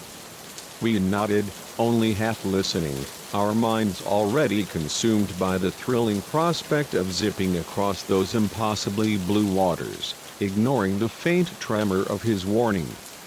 For the first hour or so, it was everything we'd fantasized. The exhilarating rush of the wind whipping through our hair, the refreshing spray of the sea on our faces, the pure, unadulterated thrill of speed as we raced each other from one picturesque cove to another. We were living inside a vibrant postcard, every second a precious, unforgettable memory. It was Lena who spotted it first, a narrow, almost imperceptible opening in the towering cliffs that hugged the shoreline, barely visible unless you were actively searching. "Let's check it out," she shouted over the roar of the jet ski's engines, her voice bubbling with infectious excitement. I hesitated for a fleeting moment. We drifted considerably far from the resort, and that tiny, insistent voice at the back of my mind was a stark echo of the rental guy's ominous warning. But Lena's eager, wide grin was irresistible, and my own insatiable curiosity, a fatal flaw, ultimately won out. "All right," I yelled back, pushing aside my burgeoning unease, but just a quick look. We deftly maneuvered our jet skis through the impossibly narrow opening, the colossal cliffs rising majestically on either side of us like ancient, silent guardians. The passage gradually widened, spilling us into a hidden cove that stole our breath away. Pristine, impossibly white sand-fringed water so unbelievably clear and still it resembled polished glass. It was as if we had stumbled upon our own private slice of heaven. We beached the jet skis with a soft sigh and waded ashore, marveling at the untouched, pristine beauty that enveloped us. "Can you believe this?" Lena whispered, her eyes wide with childlike wonder. "It's like no one's ever been here before." But as we began to explore the small, isolated beach, a chilling, uneasy feeling began to slither its way over me. There was something subtly off about this place. The silence was too profound, too complete, the stillness unnervingly perfect. It felt less like a forgotten paradise and more like a meticulously constructed, yet unsettlingly empty, stage. That's when my gaze snagged on the first glaring red flag, literally. Half buried in the soft sand near the dense tree line was a tattered scrap of vivid red fabric. As I bent down, my heart beginning to quicken, I realized with a jolt of ice-cold dread that it was part of a life jacket, torn and horribly stained with what looked disturbingly like dried blood. "Lena!" I called out, my voice tight, strained. I think we should go." But Lena wasn't listening. She was staring, her face a ghastly shade of pale, at something lurking just beneath the water's surface. "Jax," she whispered, her voice barely a breath, "look." I followed her terrified gaze and felt my own blood run utterly cold. Just below the impossibly clear surface of that serene water, I could faintly make out the dark, skeletal shape of a sunken boat. And it wasn't alone. As my eyes frantically adjusted, I began to discern other shapes, more boats, some mangled jet skis, even what appeared to be the twisted wreckage of a small plane. This wasn't a secluded paradise. This was a watery graveyard.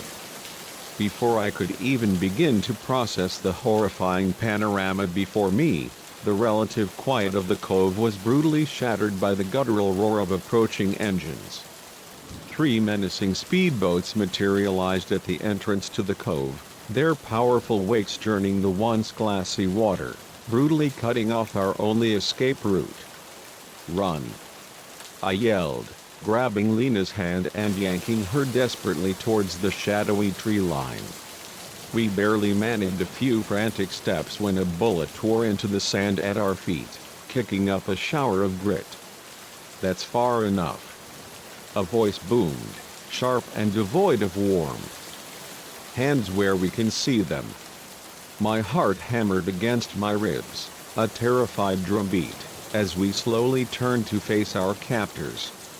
6 men, hulking figures, had disembarked from the boats, all of them heavily armed, all of them regarding us with a chilling mixture of annoyance and cold, detached calculation that made my skin crawl. One of them, a tall, imposing man with a jagged scar bisecting his grim face, slowly approached us. Well, he drawled, his accent a strange, unsettling blend of local island lilt and something harsher, more distinctly European. "What do we have here?"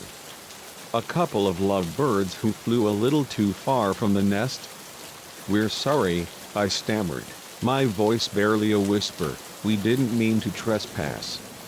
"We were just exploring." The man cut me off with a chilling laugh, a sound utterly devoid of humor. "Exploring," he says. "Tell me, boy, what exactly do you think you've discovered here?" I glanced desperately at Lena, seeing my own raw terror starkly reflected in her wide eyes. "Nothing," I blurted out. speaking far too quickly. "We haven't seen anything. We'll just get back on our jet skis and go. You'll never see us again." The scarred man shook his head slowly, clicking his tongue in mock disappointment. "I'm afraid it's not that simple. You see, this little cove of ours, it's a secret. And we go to great lengths to keep it that way." As he spoke, his men began to efficiently unload large, heavily bound crates from the speedboats. With a growing, suffocating horror, the chilling realization slammed into me: we had stumbled into a massive, meticulously orchestrated smuggling operation, using this hidden cove as a transfer point for who knew what: illicit drugs, lethal weapons, perhaps even human beings. "Please," Lena pleaded, her voice a thin, reedy tremble. "We won't tell anyone, we swear." The leader regarded us for a long, agonizing moment, his cold, piercing eyes seeming to bore directly through our very souls. "I believe you," he said finally, his voice unnervingly calm. "I truly do. But you see, we can't take that risk. Nothing personal, you understand. It's just business." He gave a curt nod to one of his men, who, without a moment's hesitation, raised his weapon, its barrel glinting menacingly in the fading light. I squeezed my eyes shut, bracing myself, waiting for the devastating shot that would brutally end it all. But instead of the deafening roar of gunfire, I heard a sudden, violent commotion and shouts of alarm. My eyes flew open, wide with disbelief and a flicker of desperate hope, to witness absolute chaos erupting around us. A formidable Coast Guard cutter had suddenly appeared at the mouth of the cove, its powerful engines churning, and more official vessels were rapidly approaching. The smugglers scattered, a desperate flurry of motion, some frantically diving for their weapons, while others made a desperate break for their boats. In the deafening confusion, the air thick with shouts and the impending clash, I grabbed Lena's hand, my fingers clamped around hers, and we ran. We sprinted for our jet skis, bullets tearing through the air, whistling menacingly past us as both the desperate smugglers and the arriving Coast Guard opened fire. I have never, in my entire life, started an engine so furiously, so desperately fast. We roared out of the cove, pushing the jet skis to their absolute limits, leaving the nightmare behind.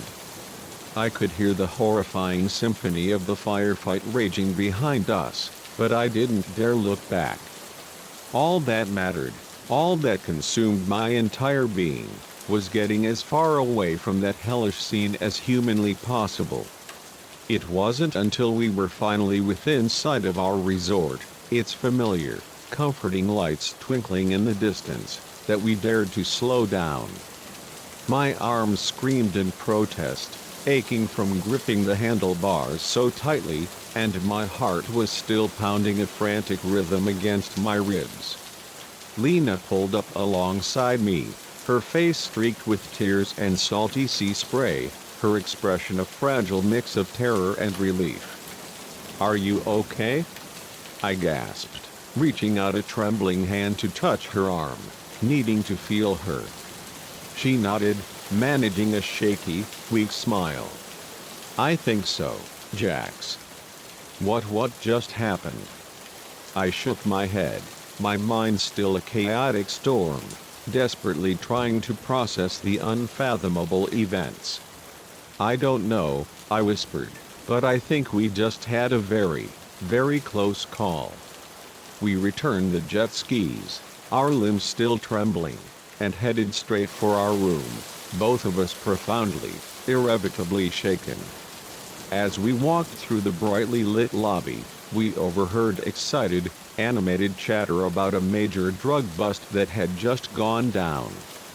Apparently, The Coast Guard had been meticulously tracking this smuggling ring for months and had finally caught them red-handed. Later that night, as we sat on our balcony, the salty breeze a gentle caress, watching the sun dip below the horizon, an overwhelming sense of unreality washed over me. Just hours ago, we'd been staring death squarely in the face. Now, here we were, sipping cool cocktails, desperately trying to act like normal tourists, attempting to erase the horror. "Should we tell someone?" Lena asked, her voice barely a whisper, breaking the long, heavy silence between us. "About what we saw, I mean." I considered it for a long, painful moment before slowly shaking my head. "I don't think so. The Coast Guard got their bust. Anything we say would just complicate things and probably get us in trouble for being somewhere we shouldn't have been." Lena nodded, a flicker of relief in her eyes. "You're right. Let's just try to enjoy the rest of our vacation." But we both knew, with a chilling certainty, that things had fundamentally changed. The remainder of our trip was subdued, the carefree joy of those first few days brutally replaced by a constant, nagging undercurrent of anxiety. Every time we ventured near the water, I found myself instinctively scanning the horizon, half expecting to see those menacing speedboats bearing down on us, their engines roaring a symphony of terror. We've been home for a month now, and life has, for the most part, slowly returned to a semblance of normal. But sometimes, late at night, I'll jolt awake from vivid, horrifying dreams of hidden coves and men with cold, dead eyes and gleaming weapons. In those raw moments, I am acutely, painfully aware of how fragile our sense of safety truly is, how quickly an ordinary, beautiful day can violently spiral into a desperate, primal fight for survival. Lena and I are still together, our bond forged and strengthened in the brutal crucible of shared ordeal. We don't talk about it much, the words too heavy too real. But sometimes, I'll catch her staring out at the vast, indifferent ocean with a distant, haunted look in her eyes, and I know, with a chilling certainty, that she's thinking about it too. We're planning another vacation for next year. This time, we're thinking mountains. Somewhere deep inland. Far, far away from any hidden coves or deceptively crystal clear waters that might be hiding dark, unspeakable secrets beneath their shimmering surface. Because if there's one terrifying truth I've learned, it's that paradise can morph into a waking nightmare in the horrifying blink of an eye. And some adventures, we now know, are definitively best left undiscovered.